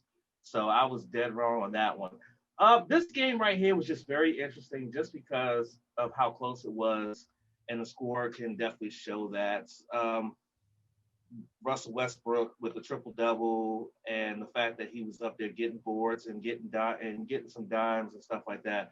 I think one of the problems is, and you see it in the stats, is that free throw shooting was a bit of an issue. Not only free throw shooting, but also defense as well. Well, free throw shooting was okay this game, but defense was also like a problem, and a lot of defensive lapses and things of that nature. So I just think that this is one of those games where, once again, you preach playing good defense, playing solid defense, not trading and not trying to, say we're going to go into a shootout, because when you go into a shootout, you're not going to win a lot of those games. I mean, they kept it close in the fourth quarter, but they needed to have more stops in order to close the gap. And so because of that, that's why they lost this game. Defense was just not as strong as it needed to be in order to win. All right, Arun, what's your take on this game? Yeah, I don't think the Wizards were particularly sharp in this one. They had like 11 turnovers between just Beal and Westbrook, which is pretty crazy. And I think in the fourth quarter, it was like mostly a double-digit deficit throughout. I think the bench wasn't that bad, but the starters kind of let them down. But they put Bonga in the starting lineup. He was held scoreless in 16 minutes. And Bryant played pretty well, but Westbrook, even though he had a triple-double, he had 6 turnovers. Beal had 5 turnovers, and overall, the former Wizards killed them. Satoransky, Otto Porter, and Garrett Temple all had double figures, were on fire from 3, and the Wizards had no answer defensively, as Ken mentioned. Yeah. Tim, what were some of your thoughts on this first matchup with the Bulls? Yeah, I mean, I thought it was a really disappointing game just because, like Arun said, so many former Wizards really killed us in this game. And also, the Bulls came in with 0 wins as well, so something had to give in this game. And I think that's why we chose the Wizards to win at least one of these two. And I thought they would really come out to play and actually blow out the Bulls, because they were desperate to finally get a win. But again, the defensive lapses were really bad, and a lot of bad shooting, but it could have been worse. And I also think that maybe the Wizards losing games like this is really going to motivate them to kind of improve and win some of these next games that they really need to not fall into a huge hole. But this was just a terrible game. All right, from an outsider's perspective, Brian, what did you think of this first matchup with the Bulls? Yeah, I agree with what everybody said. This was a bad loss. You just sloppy basketball from the Wizards against another team that hadn't won a game up to that point. Got to be better than that in all aspects. I was looking through the stats as you had them up there, Robbie, and the three-point shooting was not good at all. 10 for 37, really not good at all. Bertans had 3, and Denny had 3. But other than that, the rest of the team did pretty bad when it came to the 3-point shooting, and you can't have that in today's NBA. So, yeah, I was surprised they lost this game, because I think they are a better team than the Bulls, at least on paper. And I was surprised they lost the next one too. But definitely a disappointing loss, I would say, for sure. Yeah, let's get into that next game. It was definitely closer. The Wizards were able to put up 41 points in the first quarter, but still allowed 35. Chicago outpaced them in the second, 36-27. It was pretty close in the third in scoring. And the Wizards kind of tried to come back in it and outscored them in the fourth, but just not enough. Otto Porter once again, put up some good numbers, 28 points and 12 rebounds. Zach LaVine seems to always be a beast against us in both nights. Once again, Russell Westbrook, for the 4th time in a row, had a triple-double, and only the second player ever to start the season with 4 consecutive triple-doubles. Unfortunately, we went 0 for 4, and then Bradley Beal did put up 28 points. But we'll go in reverse order this time. So I'll start with you, Brian. What are some of your thoughts on this game? Well, I actually thought the Wizards were going to win this game because it was the first game back with Rui Hachimura, and I thought that he was going to be it turned out to be a pretty big difference maker in the two games the Wizards won later in the week, so I thought he might be a big difference maker in this game. And he did score 17 points, but I think it's going to be remembered for his really just awful pass at the end that he really didn't need to make. Like, I thought that was kind of a rookie mistake from somebody who's entering his second year. I thought that was kind of a dumb play from Rui. He was working his way back, but I just thought that was kind of a dumb pass to make in that spot. And you mentioned Otto Porter having a big game. This seemed to be kind of a revenge game for him against the Wizards. 28 points in 31 minutes is great. 12 rebounds too. Great performance from Porter in this game. He really killed the Wizards. I'm sure that felt really good for him, knowing that the Wizards traded him. This was another frustrating loss. Like I said, I expected them to win at least one of these games against the Bulls. When I had picked my 2-2, I had one win against the Bulls and the win against the Timberwolves for my 2-2, and it ended up being the win against the Timberwolves and the win against the Nets for the 2-2. So it was surprising. And you mentioned Zach LaVine. Zach LaVine is without a doubt one of the rising stars in this league. And he doesn't just do that to the Wizards, Robbie. He does that to every team. He's a great player. Zach LaVine is a beast and one of the best players one of the best rising stars in this league for sure. Yeah. Bad loss for the Wizards. There's a lot of trade rumors always surrounding him, kind of like Bradley Beal is for the Wizards. There's always talk about if he's going to go on to somebody else so it'll be interesting to see, if he ends up, staying for a long time with them or not. But the thing that pops out to me is 7 players with double figures in points. You're not going to win a lot of games if you allow that. Obviously pretty dangerous. I'm going to go to Arun next. Arun, what are some of your thoughts on this game? Yeah, I thought the Wizards were on their way to victory in the first quarter when Rui just came out on fire and Thomas Bryant was also incredible in the beginning of the game. And then once they went to that bench, really struggled with Robin Lopez and Bertans. On New Year's Eve, he was 0 for 8. Coming into that game, he said he was 60 to 70%, and looked like in that game. And down the stretch, everyone's going to talk about the Rui pass, but before that, Bradley Beal missed a wide open dunk on a good play called by Scott Brooks. I actually think that it was pretty unlikely, even though it was a bad pass, obviously, that they were going to convert 3 points with no timeouts in that situation, especially given the Wizards situations of I don't remember them coming through in a play like that in recent history. So I think they lost the game earlier than that. And LaVine, they did a good job on him in this one, more so than the first game. He was only 6 of 17 from the field, but he took over down the stretch, and that's what LaVine does. And overall, not a good loss. Otto Porter's revenge, obviously, and he was somebody that the Wizards could have used. They overpaid him, obviously, but he's still a good player, and I'm glad he did well. Bulls are 3-4 now, but still a bad loss for the Wizards. Yeah, People's Champ, I want to get your thoughts next, and then I'll get Tim's after that. But People's Champ, what were your thoughts on this game? I think one of the things that most people don't understand is that Rui Hachimura was only expected to play 20 minutes in this game because he was coming back from dealing with a bout of pink eye, which I've had as a child, and it sucks. So he was expected to only play 20 minutes in this game, and that was it. But he ended up playing 25 and still got 17 points in 25 minutes. So that's amazing for it being his first game of this season. Also, you got to give it up to Thomas Bryant. Thomas Bryant scored 28 points on 10 of 11 shooting, 5 of 7 from the free throw line. He was an absolute beast. And also, he was 3 for 3 from beyond the arc. So he was a beast. But again, as everyone has said so far, this was just one of those ugly losses that you just don't want to have. But I think it was this loss that sparked what happened next, which we'll get to. But yeah, but again, Rui coming back from dealing with pink eye and being out and not being with the team and things like that, to come back and score 17 points in 25 minutes, 5 more minutes than he was expected to play, unbelievable.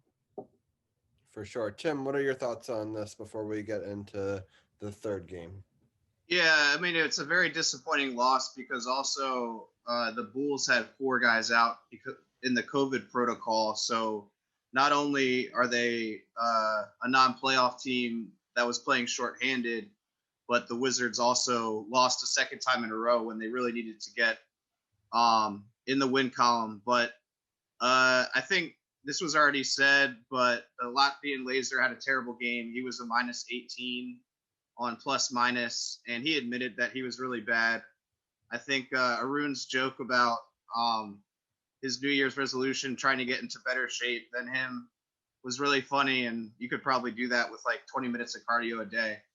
So, but I think we wasted a great game, like everyone said, from Thomas Bryant Jr., only missing 1 shot.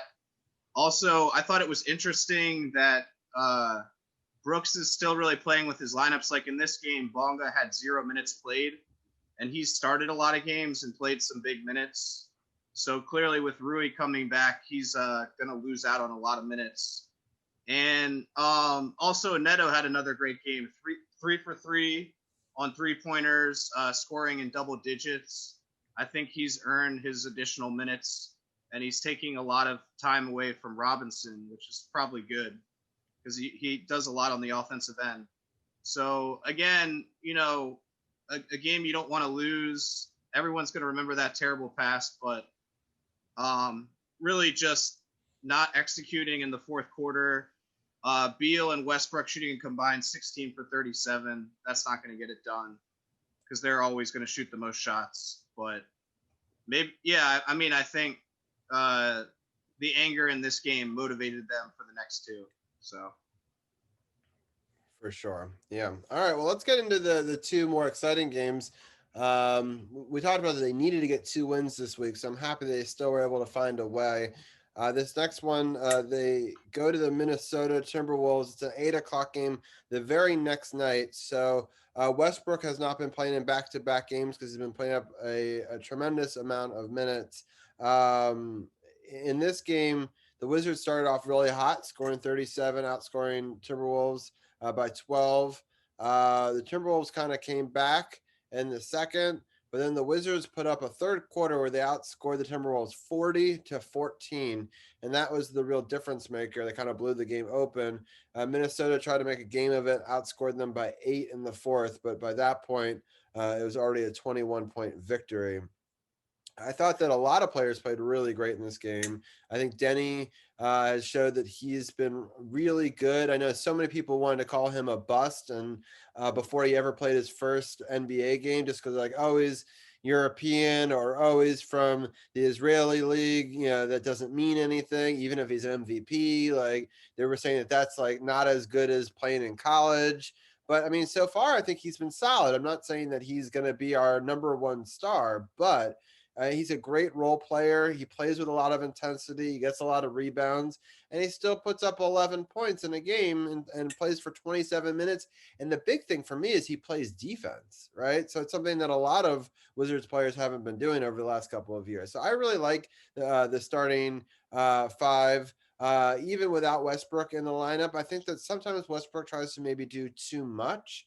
And so I think that it's distributed a little bit more evenly. I mean, look at how many players are in double digits here. It's 4, 5, 6, 7, I think it's 8, right? 8 players in double digits. So, I mean, if they can spread the ball like that and everyone gets a chance and the rebounding is collective, they seem to be able to do much better. They don't want to have to rely on Westbrook. So in the next game, we see where they kind of come back and find that in between where Westbrook only has a double-double, but they're able to get a win instead of a triple-double. But I just thought that the Wizards played really well in this game. I'm going to go to Tim and get your thoughts first. And then after that, I'm going to go to DC's People's Champ.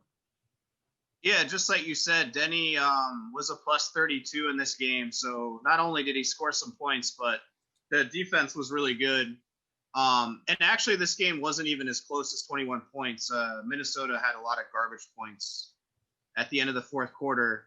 But I felt like the third quarter might have been the best basketball that the Wizards have played I don't know, 2 years or something like that. And if we can just bottle that and replicate it for the rest of the year, the Wizards will probably make the playoffs. But it kind of the funny thing after that game was, even though the Wizards won and that was great, and they really needed the win against a poor Minnesota team, the next question always becomes, well, why can't they win with Westbrook? And I know I thought, maybe this team is better without Westbrook. I don't think that's actually the case. But, to play this well in a road game on a back-to-back, really dominate pretty much the whole game except the end is impressive. And, if you're going to shoot 49% from three, that'll do it. One thing, not that 76% is really bad on free throws, but it has been really frustrating that the Wizards have missed a lot of key free throws in the fourth quarter. So I'd like them to clean that up. But overall, a great game. And I know Minnesota's not good, but you have to be happy with this performance. Yeah, also it's helpful when they don't have their star player. But I mean, we were without Westbrook, so I mean, you play with who you have. But I think Towns is such an important player for them that having him out, I mean, is a difference maker. I think I was hearing people, I think maybe even in the group, saying they might be the worst team in the NBA without him. Right? With him, they're okay, but without him, there's nothing really too special. Probably bottom 5 without him at best. Yeah, exactly. So, DC's People's Champ, what were your thoughts on the first victory of the season for the Wizards? 4 points I want to make. One, free throw shooting is very important. They shot 76% from the line, from the charity stripe. That's going to win you a lot of games. That's number one. Number two, Thomas freaking Bryant went 7 for 7 from the field on this night to get his 18 points as being part of one of 8 players that scored in double figures. Number 3, Neto continues to assert himself as the number 2 point guard on this team, playing well, making baskets when he needs to, and things of that nature. But the very important point of this game was this was a statement game that this team was extremely pissed off at the loss that they had the night before. I said it last week that I thought they were going to lose this game because it was a back-to-back where they had to travel. But they went out there and they made a statement that they did not like the fact that they lost by 3 to a very poor Bulls team. They were pissed off, they were angry, and they went out and they played pissed off and they played angry. And this is the result. This game was not even close. Not even close. And that's what I loved about this game, was that it wasn't close. They didn't allow the Timberwolves to get that much into it. And this was a statement win for this basketball team. Yeah, I'm going to go to Arun next. What were some of your thoughts on this game? Yeah, I think this was a gimme win, probably, even though it was an impressive performance. The Timberwolves were pretty awful on the defensive end. In fact, the first half, the Wizards were barely winning, and I thought that was a little worrisome, but I'm glad they took care of business in the third quarter where they outscored them 40-16. As Tim said, it wasn't really even that close. And then Bertans, who was -18, was +24 in this one. So I think that was a big key difference in this one. And the starters all played great. Neto, nobody could really expose them defensively this time because they started the Timberwolves for some reason. They're not starting their number 1 draft pick, Anthony Edwards. They started Ricky Rubio instead, and they already starting D'Angelo Russell. So it wasn't really without Towns, who gives the Wizards fits usually. The Timberwolves, I would say they are the worst team in the NBA. I don't think the Thunder are worse than them, or the Sacramento Kings. The Knicks are one of the best teams apparently right now in the NBA. So, overall, damn right they are. Overall, really good win, but they took care of business. I don't think there are reasons to suggest that Westbrook hasn't been they are better without Westbrook, but the Timberwolves are clearly worse than the Bulls and the Magic and the 76ers and the Brooklyn Nets as well. Yeah, interesting. All right, I'm gonna get Brian's take next, and then we're gonna move on to the last game of the week. Yeah, this is like everybody said. I think this was a win to get the Wizards on track. I think it's something they desperately needed, especially after those losses to the Bulls left a bad taste in everyone's mouth. So to get this win, I think was good. 8 players scored in double figures for the Wizards in this game. All 5 starters and Bertans, Jerome Robinson, and Robin Lopez off the bench. So that was something to keep in mind too. Everybody played well in this game, and like Tim said, I really don't think it was as close as the final score indicated. It was honestly much more of a blowout than that, and it wasn't even close. And I agree that Neto has been playing great ever since he got here. He's been such a great pickup for the Wizards. I think he's established himself as the number 2 point guard behind Russell Westbrook and shown them that on nights when Russell Westbrook isn't playing, you have a reliable guy like that who can back him up, put up big minutes, get some points, and have a good night. So like he did in this game. So this was a good first win for the Wizards. They should be glad to have this one. Yeah, definitely. All right. All right, we're gonna get into the last game, which was a really close game all the way through. The Wizards outscored the Nets 29-28 in the first, and then the Nets outscored them 43-41. And then it went back the other way where the Wizards outscored the Nets 24-22. So it was very close going into the fourth. And the Wizards were able to hold on to that 1 point lead through the fourth. So there was a tie in scoring in that one, 29 all. So yeah, they were able to win 123-122. Some interesting notes. Not many people have Thomas Bryant with the game winner. So that was interesting. I also thought Kevin Durant and Kyrie Irving both missing on potential game-winning shots towards the end of the game. You don't see very often. So they deserved the win. They played hard the whole night. I kind of was waiting for the other shoe to drop because it was so close. I was like, oh, this is going to be one of those games where it's close at the end and the Nets are going to take over in the last minute and we're going to lose a heartbreaker. That was kind of what the feeling I had. I didn't know if they were going to be able to hold on. I know that some of those players for the Nets can just take over games. But I thought Rui Hachimura played very well. Thomas Bryant, as we've been talking about, 14 rebounds and 21 points. Westbrook only had a double-double, but he was able to pick up 5 rebounds pretty quickly. At one point, he had no rebounds, and I was like, oh, there's no way. And then 2 minutes later, he had 5, and I was like, oh, wow. And then, but he was able to, really focus on assists and points, which is what I really want him to focus on. If he's being our star rebounder, I think it's wasted energy, and he's just maybe turning the ball over sometimes when he exerts himself too much and wants the game too much. So let the game come to him. Let some of your other players step up. Bradley Beal, on the other hand, he got 10 rebounds and 27 points. And I think, Bertans played well as well. So just a really good victory. They were able to hold on at the very end to pull out the victory. A very exciting game. I'm going to start off because I know it's the other New York team. I'm going to start off and get Brian's thoughts as a New Yorker who's a Knicks fan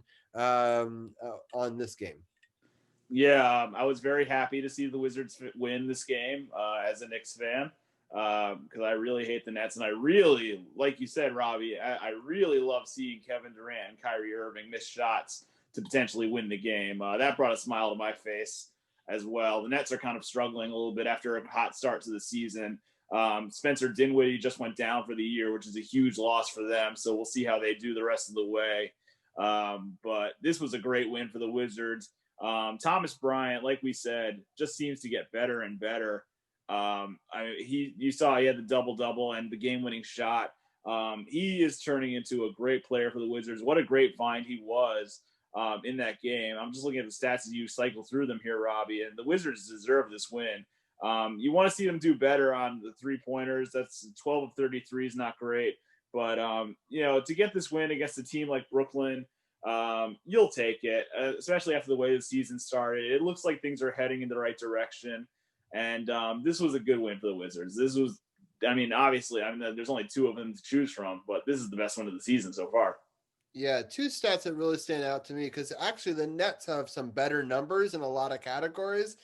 including, blocks and stuff, but turnovers. The fact that the Wizards only had 7 turnovers and the Nets had 20 points in the paint to outscore them, but just second chance points. Because the reality is, I believe they were actually shooting at a better clip. They were. So their field goal percentage was actually better, but you can see that the Wizards took almost 20 more shots, right? So having those second chance opportunities in what ultimately is a 1-point game really could be the difference maker. Arun, speak to some of that, and what are some of your thoughts on this one?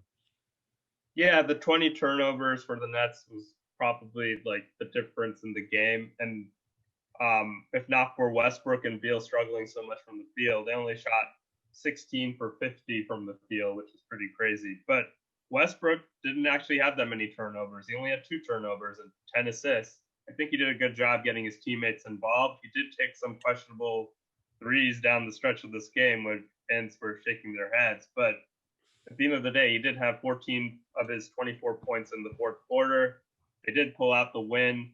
As you alluded to, the missed shots by Irving and Durant were pretty big. Like I thought the Durant shot was definitely going to go in, and it's pretty funny because Irving was saying that he finally has a big shot maker on his team, and those were shots taken at LeBron James, and they didn't knock down the shots. And LeBron James has knocked down plenty of those shots against the Wizards, and I'm glad that Irving took those shots instead. But I don't know, Bill. I'm pretty sure it won't. If this was like a playoff game, I'm not sure if this would have the same effect. But Karis LeVert, 3 of 13 from the field. He's been a Wizards killer, so I don't expect him to do that poorly next time around. It was still a good win, though. Like beating a Nets team, they're not playing really great defense. Thomas Bryant, I agree with you, all you guys. He was the player of the game, and definitely the best win of the season. I'm glad. It's just weird that Troy Brown Jr. and Bonga are being benched. They picked up their options, as Ken said last week, but they're playing Jerome Robinson. They didn't pick up his option, and he drew 3 offensive fouls on the Nets. He played well. It'll be interesting to see what the game plan by Scotty Brooks is going forward. Maybe not picking up the option is a strategy to see that they got to prove themselves for whatever future contract someone else has. And who knows, even if you don't pick up the option, I wonder if you could still work out some sort of extension or something, even if you don't initially do it. Because I think that those are like the extensions past this year, right? So they could still work something out eventually, I think. They think you could get him at a lower price at $4.5 million. But the thing is, they're also developing Troy Brown Jr., the number 15 pick from a couple of years ago, and Bonga. I guess why did they take that strategy with those other guys? Obviously, they think they can keep them at a lower cost. And if Robinson is going to outplay those guys, he's going to demand more money than that. I just think maybe it's a wake-up call for Robinson, and maybe he was playing down his stock, but he didn't make a shot from the field. A lot of Wizards Twitter is angry that Troy Brown Jr. and Bonga aren't playing. It worked out today. We'll see what happens going forward, and that could be another reason why Scott Brooks may be on the hot seat for fans. Let's just see what happens. I'm not criticizing him. It worked out, so let's see what happens. Yeah, but fans still are criticizing the coach. They were actually a little mad that they got the first win because they thought if they lost that Timberwolves game, the coach may have been fired. So I think fans kind of are done with him. It'd be interesting to see if they can go on a little bit of a run here. Tim, what are some of your thoughts on this big win against the Nets? Yeah, obviously turnovers were key. Also, now in the last 3 games, Thomas Bryant has shot 26 for 30. So he's taking very high quality shots, making them. He's playing great basketball. He got a huge offensive rebound that allowed his game-winning dunk. And the Wizards were very lucky to beat a team this good.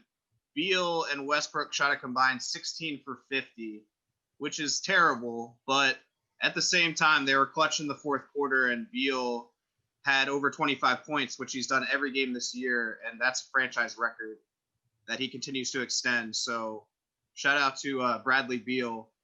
But I like that Bertans is heating up and his minutes restrictions are over. And I just hope, like everyone's been saying, Brooks can figure out his rotations, figure out who he wants to play. It's kind of weird. Guys are getting 20 minutes a night, then they get a DNP the next night. Maybe they start the night after that. But hopefully once, we figure out who our first, second, and third string are at every position, the Wizards will be rolling and play more games like this. But I don't know about you guys. I did assume that Durant or Kyrie were going to make one of those shots.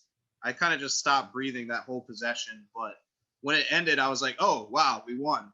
I'll take it. But yeah, I was shocked. I couldn't believe it. I had to rewind the entire section and watch the whole thing again because I was like, did that really just happen? It's odd to well, really with all sports, but especially the NBA, without fans in the arenas, a lot of the games end in a very anticlimactic way where there's just silence and the clock's at 000, and you're just you're used to that fan feedback when the game ends in a one possession game, and you don't get that. It was the same thing with the terrible Rui pass. Like the Bulls stole it and they just sort of walked away, and I was like, that's it, that's the game. Yeah. But I guess we'll only have that happen this year, and hopefully we'll get fans back next year. Sounds good. All right, DC's People's Champ, your take on this game before we're gonna quickly go through the upcoming schedule. Right. So Thomas Bryant once again just playing so well, and who would have thought that he would be the one that gets the game-winning shot against this team to get this very big victory. Tim kind of stole my thunder there with the 16 for 50 from our backcourt, but that's okay. But it is a very shocking to the system stat that our backcourt shot that much and shot that way from the field, and still managed to combine for 51 points. So that's a really mind-boggling stat that they combined for 51 points, but they shot 16 of 50 from the field. Rui continues to play very solidly. This was a game right here where they definitely just had to be gritty and had to gut it out against a team that's led by two all-pro players such as KD and Kyrie. And the fact that they were able to pull this one out and to be able to get this victory, which I think I was the only one that called that they would win this game, is just absolutely mind-boggling. But this gives them a lot of confidence as they go into their next games, knowing that they were able to beat a very talented team like the Nets and to be able to get their second straight win and be able to start building up on that to be able to maybe get themselves back into the picture in the Eastern Conference. Yeah, I totally agree. All right, so the upcoming games, real quick, I'm just going to list out the times and the games, and then I'll get your guys' just quick take on the sort of the three games. Well, I guess we'll talk about the fourth one because the Suns one, it will be during our podcast. So next week, there'll be the Return to Hockey podcast. We'll also have the NFL playoffs to review. We'll also break down these three games that are done, but also the other games should be just finishing right around our podcast time. So it would almost be like a post-game show for it. So the four games we're playing the 76ers at 7 on Wednesday, have a couple of days off here to get some rest. Then they're playing the Celtics at 7:30 on Friday. It's a back-to-back. On Saturday, they'll play the Heat. This one's in Washington. It's a 7:00 start. And then on Monday, as I mentioned, the Suns come to town. It's a 7:00 start. Next Monday, we'll be covering or have a post-game live for that. So it's Sixers, Celtics, Heat, and Suns are the four opponents. 2 on the road, 2 at home. It's unlikely that Westbrook will play the Heat matchup since they said they're not going to play back-to-back ones. So we think that Westbrook will probably play the 76ers, the Celtics game, and the Suns game. But let's just break them all down real fast. I'm going to start with Brian since he knows the 76ers and the Celtics so well. What are your thoughts on these 4 games this week? Oh, man, none of these games are going to be easy for the Wizards. These are 4 very good teams that they're going to go up against. It's going to be tough. I think that 76ers game is going to be interesting because they played them so closely on opening night. and I think they know what to expect from each other. So I think it'll be a good game. I think that could be the best one of the four. Celtics, are kind of been, every team hasn't really hit their stride so far to start the season. Celtics are one of them. We'll see if they can get it in gear. Miami is not even in the playoffs right now. So we'll see what happens. Like I said, they're the defending Eastern Conference champions, and they're not even in the playoffs right now. And so we'll see what happens with that game. It's going to be tough. I think these are all four very difficult games. On paper, I don't think the Wizards are better than any of these teams, but in actuality, I didn't think they were better than the Nets, and they beat the Nets. So maybe they can prove me wrong, but I think this is going to be tough. So do you think one win of the four, or do you think... If I had to get, I'm going to give them at least one win. I think they'll win at least one of these games. I'm not sure which one, but I will say they'll win at least one, maybe two of the games. All right, Arun, what is your take on these set of four games? Yeah, the 76ers, the Wizards almost beat them the first time. Might be tougher this time around because maybe the 76ers will take the Wizards more seriously. The Celtics, they lost Jeff Teague for a good stretch of time. They're already without Kemba Walker. I think that's the most winnable game on this stretch. And then the Heat, they haven't hit their stride. If they win without Westbrook, then we can go, and without Westbrook, we can definitely go on that rant. They're 2-0 without Russell Westbrook. They did lose that one game earlier. Yeah. And then the Suns, it'll be Westbrook and Chris Paul, who were traded for each other last season, so that'll be a good matchup. And the Suns are playing really well. I think I'm going to go 2-2 just because the Wizards are playing with a better sense of urgency. They just did beat the Nets, and I don't think other team they might be elapsed by one of the other teams. Got it. Yeah, it's weird that they both got traded for each other and then immediately traded to another team the following season. So it's kind of a bizarre scenario. All right, we're gonna have to pick it up. I didn't realize it's already 10:40. So we're gonna do speed round, but we're gonna get People's Champ. I'm gonna get you on next. Thinking 2-2. I think they beat Boston and they beat Miami on a back-to-back. They may not be. I don't think they're going to beat Philly, especially given the fact that early on in the season Philly scored 40 in the fourth quarter, which is why they lost that one. And Phoenix is the top 5 team in the West. I don't see them beating them, but I'm going 2-2. All right. Philly and Phoenix will lose. They will lose. Got it. And Tim, your quick thoughts on those 4 games. I'm going to go 2-2. It's a really hard stretch. If you throw in the Jazz game, it's 5 playoff teams in a row, basically. But I'm going to say 2-2, but I'm going to say Celtics and Suns are the 2 wins. I think we're in for a treat next show. I just got a good feeling about it. Nice. Sounds good. All right. Well, I'm going to let Arun and Tim say their goodbyes real quick. Tim, congratulations on the Ravens, making the playoffs. I know both of our teams had to kind of win it at the very last day of the season. I'm excited that both teams that play in Maryland will have a shot this weekend. Any final thoughts on that or the Wizards or anything else before we let you go? Yeah, I'm just excited for the DMV to have the 2 teams in the area both make it. It's going to be an extremely interesting weekend. I think both teams in the NFL playoff wildcard round have really tough matchups. It's not the team that I would choose for either to necessarily play. But, hey, once you're in the dance, you never know what's going to happen. And both teams have a little bit of momentum. So my hope is, at least with the Ravens, is that they can win, obviously, and somehow avoid the Chiefs in the second round because nobody wants to see Mahomes. But with this weird seeding structure, there's even a scenario where a wild card team could have 2 home games if the cards fall right. So I'm not saying that's going to happen. That's like my pipe dream. But I guess long story short, go Washington football team, go Ravens, make us proud. Sounds good. Well, appreciate your time as always, Tim, and we'll have you on next week after that Suns game. And good luck to your Ravens. Thank you. Have a good one, guys. All right, thank you. All right, Arun, I'll give you your final take before, and I'm going to actually exit out of this this screen share. And Arun, what is your final thoughts on this week? Yeah, just looking forward to the Washington football team playing Tampa Bay. It's like the third time I think since I started like in my lifetime that they played each other in the playoffs in '99. Norv Turner was coaching the team. Now Scott Turner is the OC.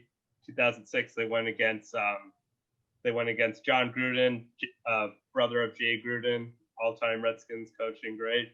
And RG3 was a crazy year. RG3 was on the field and threw a touchdown pass against Washington 2020. I was alluding to Carol saying Ned Sudfeld also saw the field. So lots of former Washington greats see the field. How do you find a way to win RG3? Oh yeah, that meaningless. He also, and speaking of Brian, also RG3. He didn't lay down games on purpose. He eliminated the Eagles in a meaningless game for Washington, knocked the Eagles out of the playoffs back in 2013. Oh, F all. And that's all I got for RG3 right now. Setting up. Oh my God. Thank you, Arun. I appreciate it as always. We'll have you on next week after that Suns game. Sure. Thanks for having me on. All right, sounds good. Okay, I will. I think we can bring Carol back in now, and we're going to do an abbreviated, quick. I'm going to try to do this in 15 minutes, so that way Carol can get some food in him. It's going to be the most exciting wild card weekend ever. Some of the most games that you've ever seen played. I know that Brian mentioned on his podcast that he was happy to have 2 extra football games. I am too. I think that it's going to be a really interesting matchup.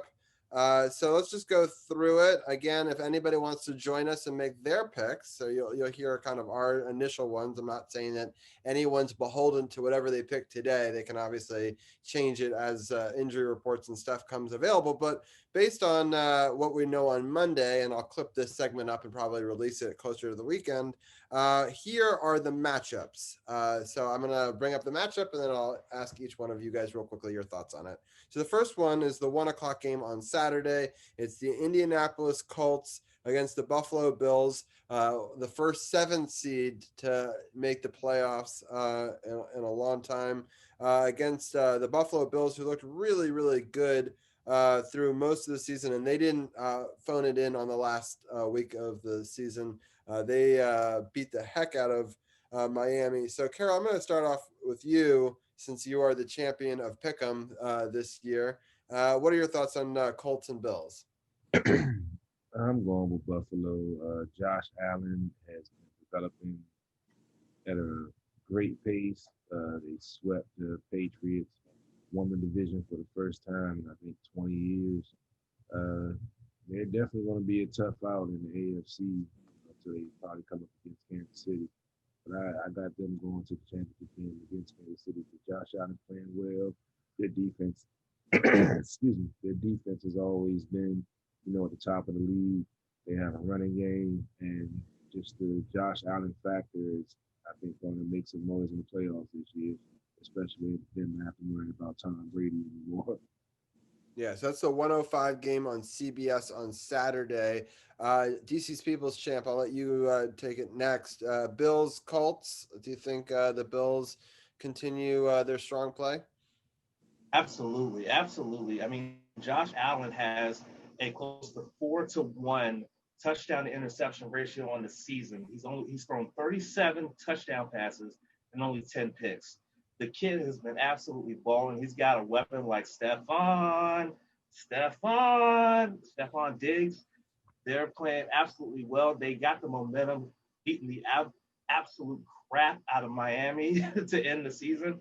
Yeah, Indy, they're pretty good, but they're not as good as Buffalo. So I'm going with Buffalo. Yeah, it's interesting. They've got 11 wins on the season, but yet I don't necessarily think that they're as dangerous as like almost a Washington football team. I don't know. For some reason, it's very strange. I don't know They have 11 wins. I can't argue the amount of wins that they've got. But Brian, don't you feel like the Colts aren't the for real team? Yeah, that they've I mean, I'll say I do think Buffalo is going to win this game pretty easily, but I will say the Colts did have a nice season. They are a good team. They have a good defense. They have a young offense as well. Jonathan Taylor was great in the last game of the season. So they are a good team, and they are kind of built. They almost won their division, and they would have played the Ravens, which would have been an interesting matchup as well. But I think Buffalo is going to win this game. Not only, like Carol said, they swept the Patriots this season. They actually swept their entire division. They did not lose a single game in the AFC East this whole year. The Bills look like they're the real deal to me. I think they are. Some people think they're better than the Chiefs. I won't go that far just yet, but I would love to see them play in the AFC Championship game. So I'm going with the Bills. Yeah, right now 94% of the country is picking the Bills. So I mean, it's a pretty indicative of that. So it'll be interesting to see. I'm going to pick the Bills as well. So let's get in the next game. Saturday, it's a 4:40 game. This game will be on Fox. It's the number 6 Los Angeles Rams versus the number 3 Seattle Seahawks. Carol, what are your thoughts on that one? The X factor is Jared Goff. Had surgery on his broken thumb and looked like he's not going to. Well, they're still keeping up in the air, but I don't think he's going to be able to go. The quarterback, I can't remember his name, the backup that played and won the game against John Walford is his name. There you go, Brian. I think he has confidence in him after getting him to start and them winning 18-7. He threw his first pass with an interception, but other than that, he played pretty well. So, with them having a backup in Seattle, being who they are, their defense hasn't been that great this year. But that division, that matchup, gotta think who I took in my pickers. I might be going against my pickers. This is tough because this with the Rams not having it, and they haven't been able to run the ball, and that's very key. Yeah, that's Seattle, which I know they don't have their fans, but I still feel like I don't know. Yeah, I'm gonna go ahead and ride with Seattle. I believe I took Seattle on my pick. I'm gonna ride with Seattle. Champ, what are your thoughts on this matchup? Ain't no way in hell Los Angeles beating Seattle with a backup quarterback who's barely played. Ain't no way in hell. Dangerous. Russell Wilson has a 4-to-1 touchdown to interception ratio on the season. He's been playing so well. He's got weapons. He's got the team has just been playing so well in what has been a pretty tough NFC West division. So I honestly feel like they are going to beat Los Angeles. So I'm going with Seattle. Got it. Brian, what are some of your thoughts? Yeah, I'm going to go with everyone else again and pick Seattle. I just don't see I like John Wofford because he went to Wake Forest, and I used to live right near Wake Forest. So I kind of like seeing Wake guys do well. But I don't think he's going to have a particularly good time. If it is going to be him in this game and not Jared Goff, it's going to be really tough for the Rams to win. I'm going with Seahawks. Yeah, it's interesting. They seem to have split the series. I was looking at the season series between the two of them. So Seahawks lost at the Rams 16-23, and then they beat the Rams at home as part of that 4-game win streak to end the season for the Seahawks, 20-9. Goff played in both those games. I think him not playing though, I got to go with the Seahawks. They have that, the quarterback who's been there in the playoffs before, and he's proven himself time and time again. So I'm going to go with the Seahawks in that one. The night game, it's an 8:15 game on NBC. It's the Washington football team and the Tampa Bay Buccaneers. I'm going to switch it up. I'm going to go the opposite direction. We're going to start with Brian this time. What are your thoughts on this Tampa Bay-Washington matchup? Yeah, I think this will be a better game than most of the national media thinks it will be. I think Washington will give it a tough time. But at the end of the day, I think Tampa Bay just has too many weapons on offense and defense. If Mike Evans plays, that's huge for Tom Brady in this game to have his best wide receiver out there. So I'm gonna go with the Bucks. No offense, guys. Sorry, but I think I am gonna pick Tampa Bay in this game. And I think it'll be a good one, though. I think it'll be a good one. Yeah. For some reason, my camera, I think, isn't working anymore. That's weird. Anyway, I'll let's get people's champs thoughts. I'm gonna try to set my camera. We talked about this in the first hour that if the defense of the Washington football team is able to get a lot of pressure on Brady, that it will disrupt the timing and force him to have to go off schedule on a lot of throws in order to be successful. Officially, I picked Tampa Bay just because of the fact that they play so well on offense and things like that. My heart, of course, is going to be with the Washington football team, but my official pick, I feel like the Bucks are a better team offensively, and the Washington football team, their offense is just not up to task of going with this team. So I'm going with the Bucks, but of course my heart's going to be, and I'm going to be rooting for the Washington football team, but my pick is the Bucks. Yeah, Carol, what is your official prediction? Here it is. Time's come. I'm going with the Washington football team. I'm shocked. Stunning. Stunning. Exactly. Absolutely stunning. Groundbreaking Of course news. he is. This is Of course he breaking news here. But I feel like even with McLaurin suiting up, trying to suit up, I think that another wide receiver is going to step up. If Alex is going to be, another week of him getting treatment, and they're probably going to keep him off the field, off the turf, like they did this past week. Probably the same thing with Gibson, the same thing with McLaurin. But I think that if this team we saw them put up 10 points early in this past week, which is something they hadn't done all season. And with the defense, playing at the level that they've been playing at, we saw them dictate the pace, even though, they gave up 2 rushing touchdowns to Hurts. But other than that, they pretty much shut down that offense. They were missing players, but they didn't, play to their competition. They did what they've been doing all season on defense. So I feel like they're going to be able to impose their will, especially with Chase Young, like I said, talked about earlier, giving bullets to ball material. And I feel like they want to shock the world and beat Tampa Bay. I know we're going rapid fire, but who's the wide receiver that's going to step up here? Last week I jumped out there and said Isaiah Wright. Unfortunately, didn't get a chance to make anything happen. I'm going to say it's going to be one of the Sims boys. See, Cam Sims, he plays tough. Steven Sims, he's athletic.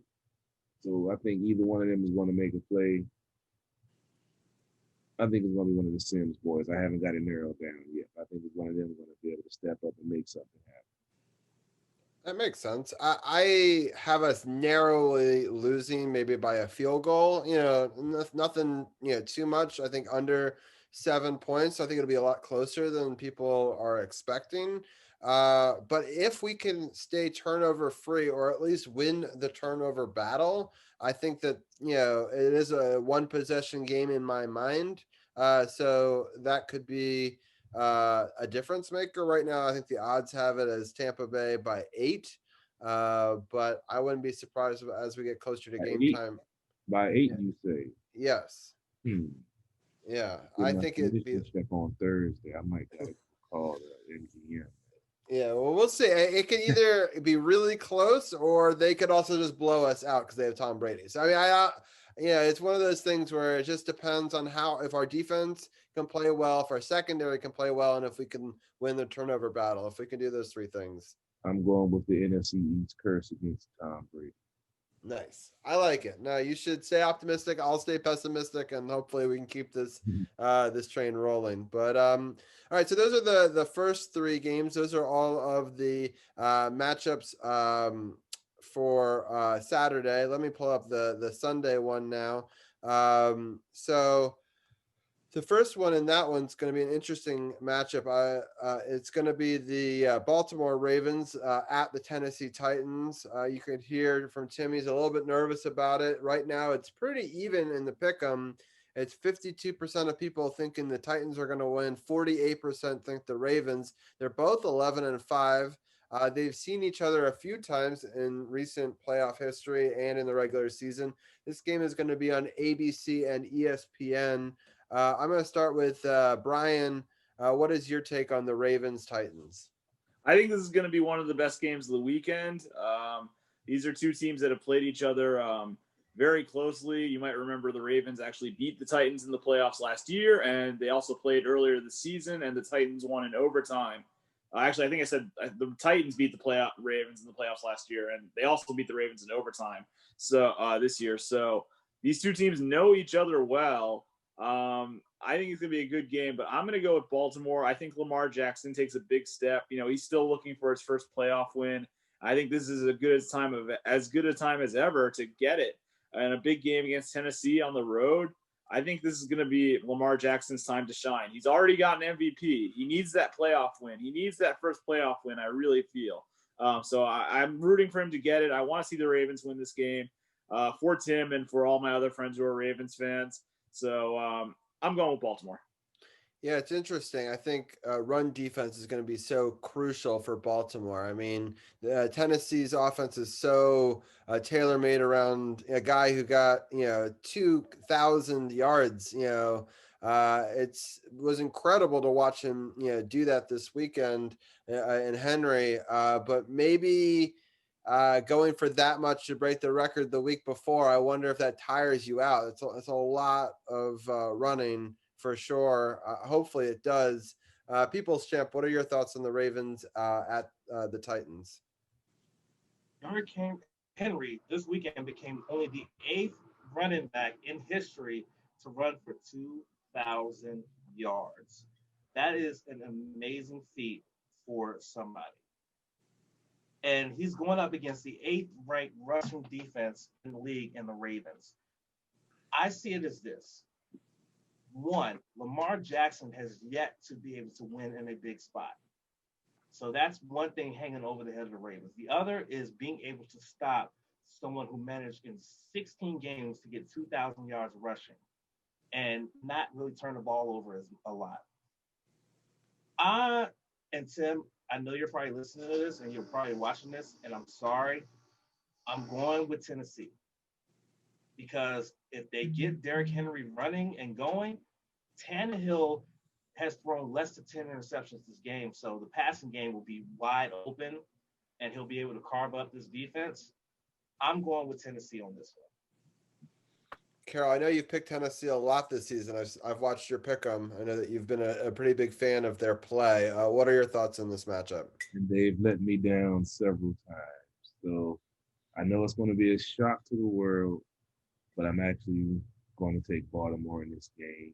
And also, speaking of giving a shout out to Derrick Henry, you also have to give the point that Tennessee Titans are the only team in NFL history to have 2 running backs that rush for 2,000 yards, because Chris Johnson also ran for 2,000 yards when he played for Tennessee. So that's another little NFL nugget for you if you didn't know. But I think Lamar Jackson is going to take that next step. And he's going to, he's been averaging almost 100 yards rushing a game, and still being a pocket quarterback, still being able to, get the ball to his weapons on the outside. Like I said, Tennessee has, been wishy-washy in some situations where they had a chance to put a stranglehold on their division, and they, failed a lesser competition. Grable is a great coach. Tannehill's been playing great ball. The wide receiver, A.J. Brown, is a monster. Derrick Henry is a nightmare. But I just think that Baltimore's going to find a way to pull it out. It's going to be a last-second score, maybe 3 points, maybe a touchdown to win the game with less than a minute on the clock. But I think Baltimore's going to pull this one out. Lamar Jackson's going to make a statement game. I hope you're right. We talk about this a little bit on the podcast. I am a Ravens fan. I know that this is a Washington football team podcast, but I do like both teams. I will do what I always do, and I will bet against my team, and I will think the Tennessee Titans will win because of Derrick Henry breaking one late. But I'm hoping I'm wrong. It's again 52-48 in the pick'em. It's one of the closest matchups that I see on this. So it could really go either way, and one of those games that you should pay attention to injury reports and stuff like that towards the end of the week. The next matchup is a really exciting one. I've been talking to Brian offline about this. It's something that I've never seen the NFL do before, because they've never done it before. This Bears, which is a number 7 seed, 8-8 team, against New Orleans Saints, a 12-4 team, is going to be on CBS, but also on Nickelodeon.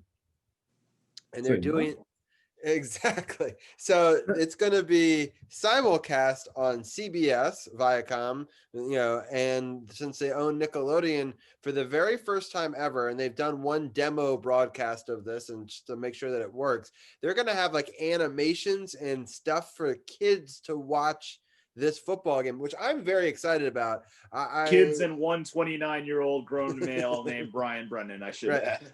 Right. But I'm going to do this too. I'm going to have it on both screens. I'm going to, in the man cave, and see if Zach likes watching with the fun animations and the fun special effects coming out of the game. It could be kind of cool, right? I mean, I don't strongly feel about the Bears or the Saints. I don't even know if I would have necessarily watched this game other than I watch most football games. But I thought that could be kind of a fun wrinkle to see the first time in history where they try to do a broadcast geared towards kids and see what that entails. So I'm really interested about that. There's press release done by Viacom. So if you just search on Twitter about this game, CBS Viacom did a whole release about what they're going to do for it, and I sent the tweet over to Brian earlier. It's really interesting and kind of unique. But let's talk about the football side of it. I'll start off with you, Carol. Do you think it's a foregone conclusion? I mean, the Saints are a much better team than the Bears, but what are your thoughts on this matchup? The Saints defense isn't really quality, so as we always talk about, they play better with the lead. Drew Brees is coming off an injury. Chicago has won, I think, the last 5 or 4 to make it to the playoffs. Oh, hold up, didn't they lose yesterday? I can't remember. It was a wild show at the bar radio. I don't even talk about yesterday. They did lose yesterday, but they won their previous 3 to put themselves into that situation. Okay, yeah, so they did get some help to get into the playoffs. So, I mean, I think the Saints are going to, win the game. Chicago had a chance, but they do have Khalil Mack. He's always the X factor. Trubisky has been playing well in the last 4 games. I believe I saw the stat he had 300 plus yard passing games with 3 touchdowns and 3 wins that they had. I didn't look at the stat line yesterday, but he's kind of in a groove right now. Saints defense, I mentioned, isn't really that quality. So if the Saints can get off to a fast start like we've seen them do before, then yeah, they can blow the doors off Chicago. But if Chicago's defense is able to slow them down and Trubisky can get their offense moving, it's going to be an interesting game. But I'm still going with the Saints. Yeah, I'm looking at the wins. It was over Houston, Minnesota, and Jacksonville. I mean, it's I think the Houston in some ways was the best win because it was the biggest win, and at Minnesota can be slightly difficult just because it's a divisional matchup. But over those other weeks, they lost pretty, to the Detroit Lions. They lost pretty badly to Green Bay in both games. And I kind of see New Orleans more in that sort of camp as a team than the other ones, but it'll be interesting. All right, Brian, Rob, not to cut you off, what's the running back situation? I saw last week, with Kamara being on protocol and they didn't have, they were shorthanded at running back. What, did anybody heard anything about that? I haven't had a chance to check. He'll most likely be active because of the fact that the game is played on Sunday instead of Saturday. So he'll most likely. Yeah, so they're lucky because if it was on Saturday, the thought was he wasn't going to be able to play, and there's a chance that he can play on Sunday. I still think that they could beat them without him. I mean, I'm not saying. I mean, he's obviously their like MVP or one of their star players, but they have a really solid team, and they won pretty handedly this week against a Carolina team, which didn't have a lot to play for, but. It'll be interesting. Brian, what is some of your takes on this? Well, I watched the Saints a lot this year because obviously I'm friends with Mike, and Mike's a huge Saints fan. And so I got to see a lot of New Orleans this year. And I think they can win this game, honestly, with or without Alvin Kamara. I think they're that much better than the Bears. I mean, Chicago obviously has some talented defense for sure. But I think overall, the Saints are just a better team. And I actually think they might be motivated this year to go on a bit of a championship run because it could be Drew Brees' last season. He's already signed a contract with NBC for a job after his football career ends. So he could already be looking ahead to his life after football, and the Saints may be trying to win a Super Bowl for him. So I think the Saints are going to be motivated to do that this year. I think they can win with or without Kamara, but obviously having Kamara will help. I'm going with the Saints. Yeah, Champ, what are your thoughts? Least we forget, and we all watched this game in our group chat, that the Saints already beat the Bears this year in overtime in Week 8. So they already have the blueprint to beat this team. Kamara in that game only had 67 yards of rushing. So they really don't need Kamara in this game, as Brian just mentioned, but it would be a bonus to have him in this game. Now having the fact that this is on Sunday means that Kamara will most likely be active, so that'll be a bonus for them. I'm definitely going with the Saints here. They've been really hot. They've only lost 2 of their last 7 games, and Chicago basically had to scrap and grind just to get into the playoffs. New Orleans is on a hot streak. I'm going with the Saints. Yeah, I'm going with the Saints too. All right, the last matchup is the Steelers and the Browns. It's a rematch of this week. Pittsburgh did sit a lot of their starters. Cleveland is a surprising 11-5 this season. The Pittsburgh is just barely better than them at 12-4. They were kind of in a bit of a free fall after the Washington football team beat them. They ended up losing, I think, 3 out of their last 4 games, I want to say. So, it's sort of a tale. Sorry to cut you all right. Breaking news. After Anthony Lynn was fired of the LA Chargers, Brian, you're going to love this. The Chargers have requested to interview Giants offensive coordinator Jason Garrett for the head coach. Oh, interesting. Yeah, that is interesting. I was watching earlier. They were speaking about because I didn't like the firing of Anthony Lynn. Excuse me. He was 31-33. He was on a 4-game winning streak to end the season, but they felt like the sentiment that was being passed along was that they don't feel like that he would be able to develop Hubert the way they want, with him, breaking a rookie record for touchdowns, and they think they can have a legitimate run at a title with him under his rookie contract before they have to pay the big bucks for him. So they felt like that was one of the reasons why Anthony Lynn got axed today, which I didn't agree with. But if they hire Jason Garrett as their coach, real quick, a correction. Anthony Lynn went 33-31 in his 4 years. 31. Yeah, I knew it was one of them. Yeah, it's now that makes it 3 minority head coaches out of 32 in the NFL. And they were actually speaking about the difficulty of minority head coaches getting a second chance after they get, their first chance and, aren't successful. It normally even takes them a long time to get that chance again, or they never get it again. So the league is talking about diversifying the, coaching pool and giving incentives to teams to hire minority candidates with draft picks and other things. It's just sad that they have to do those things to get them to take minority candidates seriously that are quality coaches, and they keep recycling some of these dudes that don't even belong in the league. Jay Gruden, but I digress. By the way, real quick breaking news as well. The Bills, who I picked to win their wild card game, just signed Kenny Stills to be on their team. The Bills did. Nice. Wow. Interesting. All right, back to Go ahead. I'm sorry. Yeah, no, you're fine. So Pittsburgh's kind of in a free fall. Cleveland Browns are not the Cleveland Browns that we know. Obviously, I don't think we can glean a lot from this week's game because Pittsburgh didn't necessarily put their best foot forward.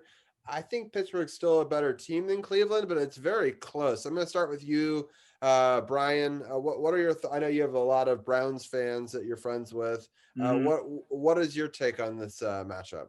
Well, I want the Browns to win because I don't like the Steelers, and I want my friends to be happy. So I'm rooting for the Browns in this game. But I agree with you.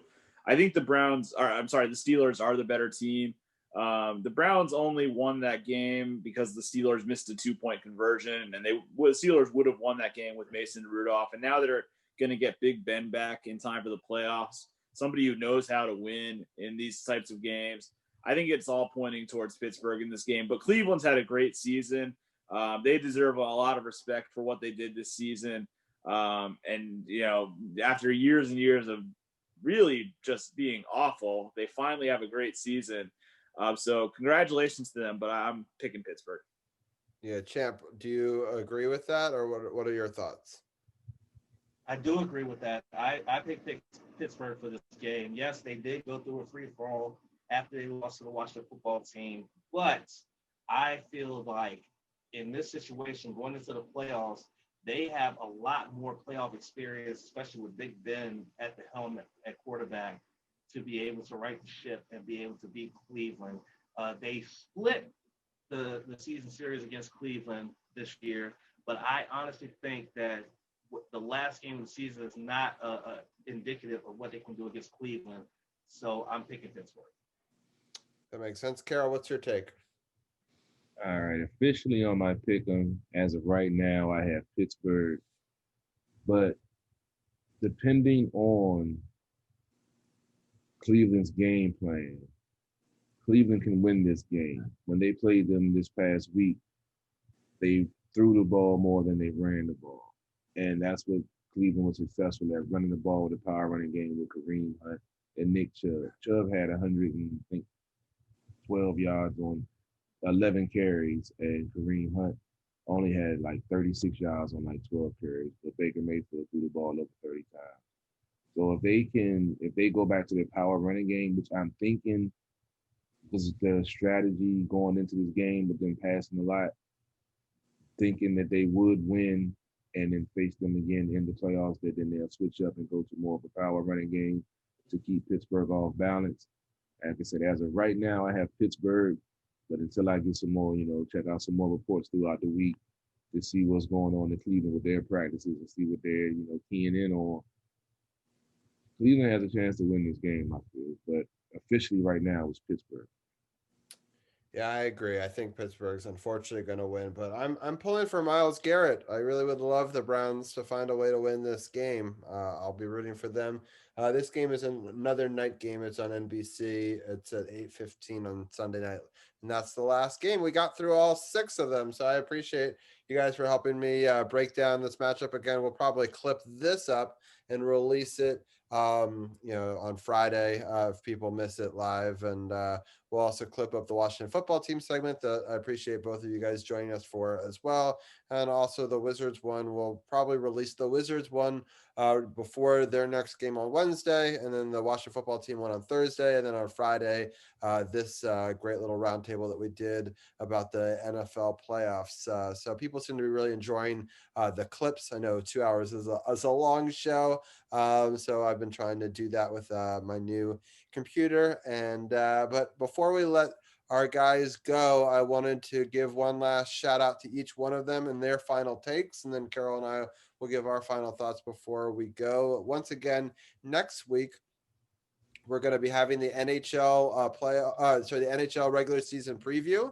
We're going to be recapping 4 Wizards games. We'll recap the Washington football team game, and I think we'll briefly talk about how the general playoffs went, and hopefully we'll talk about a round 2 for the Washington football team as well as part of that. So it'll be a really busy show, probably starting again at 9. We're hoping to have Anna Knox back on. We'll have the Wizards roundtable. Maybe Dugenay can join us again. So it's going to be a really exciting show for episode 210 next week. Brian, your podcast was hilarious and entertaining. And I know you voiced a lot of concerns that many Giants fans I feel must be feeling this morning. I really highly suggest people go to sportsothp.com and click the podcast partners button and click upon further review with Brian Brennan. It's the latest show.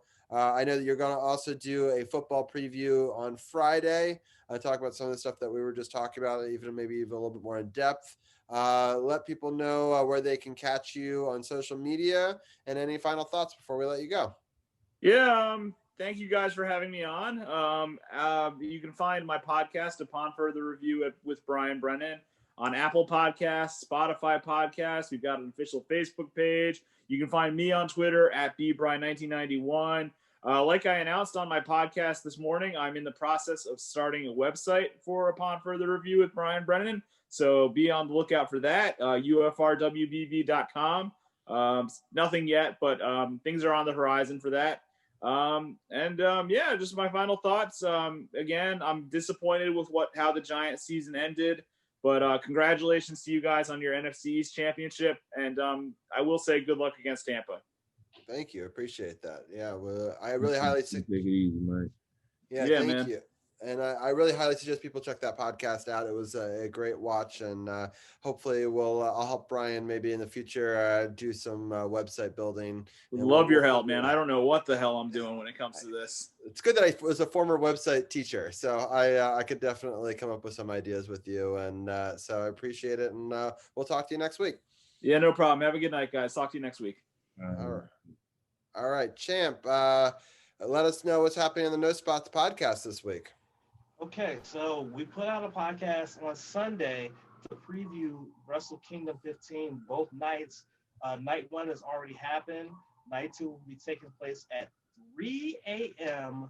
on Tuesday. I will only watch it when I get up, but we will recap both nights of Wrestle Kingdom and New Year's Dash on the 7th with myself and Sage, and then the podcast proper will return on the 9th with a whole new format and everything like that. So please keep an eye on that. And again, I'm wearing 2 championships to celebrate the crowning of a new double champion in Japan. So God bless Kota Ibushi for winning the double gold tonight. Hopefully he retains on Tuesday. We'll see. Sounds good. Awesome. Well, definitely check that out. Also on the podcast partners button on sportsothp.com, you can check out the No Spots podcast. We appreciate a fellow True Radio network. I'm happy that we've kept this network going. RIP Black GOP, but I love the friendship that we've been able to create, and I love that you can cover all the wrestling stuff that we can't fit into a 2.5 hour show here. And I encourage anybody who's a fan of wrestling to go check out the No Spots podcast. And Ken DC's People's Champ, we'll talk to you next week. By the way, this belt is heavier than it looks, and my shoulder is sore, but I'll holler at y'all later. All right, bro. I'll let you later on, man. Sounds good. All right, Carol. Big show, 2.5 hours. Kind of expected it. Next week's probably going to be a long show too, with the return of hockey, basketball, and then the playoff picture. We'll have less games to preview for the playoffs going forward. But fun show. Any final thoughts before we head out of here? Nah, man. I'm tired. I got tomorrow my day off, but I got 2 appointments scheduled to sell some cars. So you're in the market for a new, used, pre-owned certified, make sure you come on down to Waldorf Honda, 2450 Crane Highway, Waldorf, across from the Popeyes and the Lowe's northbound side. Like I say, I'm in there on my day off. I'm going to work for you to get you the best deal available. I know you didn't work hard for your money, so make sure your money goes to something that you want, fulfills the needs that you need, and it fits in your budget. So make sure you holler at me. Check out the website, as Robbie talked about, SportsOTHP.com. Check out the YouTube channel that I'm streaming on now, Carol Pose III with 3 eyes. Periscope apparently is switching over. This is a new platform in March on the Twitter, so I'm not really going to share that right now until they get all that stuff figured out. And we're always streaming on Facebook. I share the feed to the SportsOTHP page and my personal page. So just make sure you check us out, like, share, subscribe, follow. We had 1,997 likes on our page, so hopefully we get to 2,000 by next week. Yeah, 3 more to 2,000, and then working on a giveaway, not for 2,000, but working on something to give from SportsOTHP apparel away. I'm working on. I got a new sweatsuit getting designed by Eric Kusa. Shout out to them, one of our sponsors to our show. So make sure you be on the lookout. I'm should be having in a couple of weeks. So stay tuned for so much more. DC Sports by the Politics. It's not just a catchphrase. It's not just a motto. It's what we do. To end the show once again with nephew Renegade 703. Make sure you go check out the video on YouTube. It's already over 11,000 views. Go for subscribe. Go check out him on all social media platforms. Renegade. He'll be dropping his album sometime this year, 2021. So stay tuned, man. We got a lot of stuff in the works. So just hold on and buckle up because you will see us. As always, appreciate y'all checking us out. Go like, follow, share, and tell folks what it's about. CP3, Robbie G, SportsOTHP. We out. Y'all be safe, be blessed. We see you next week.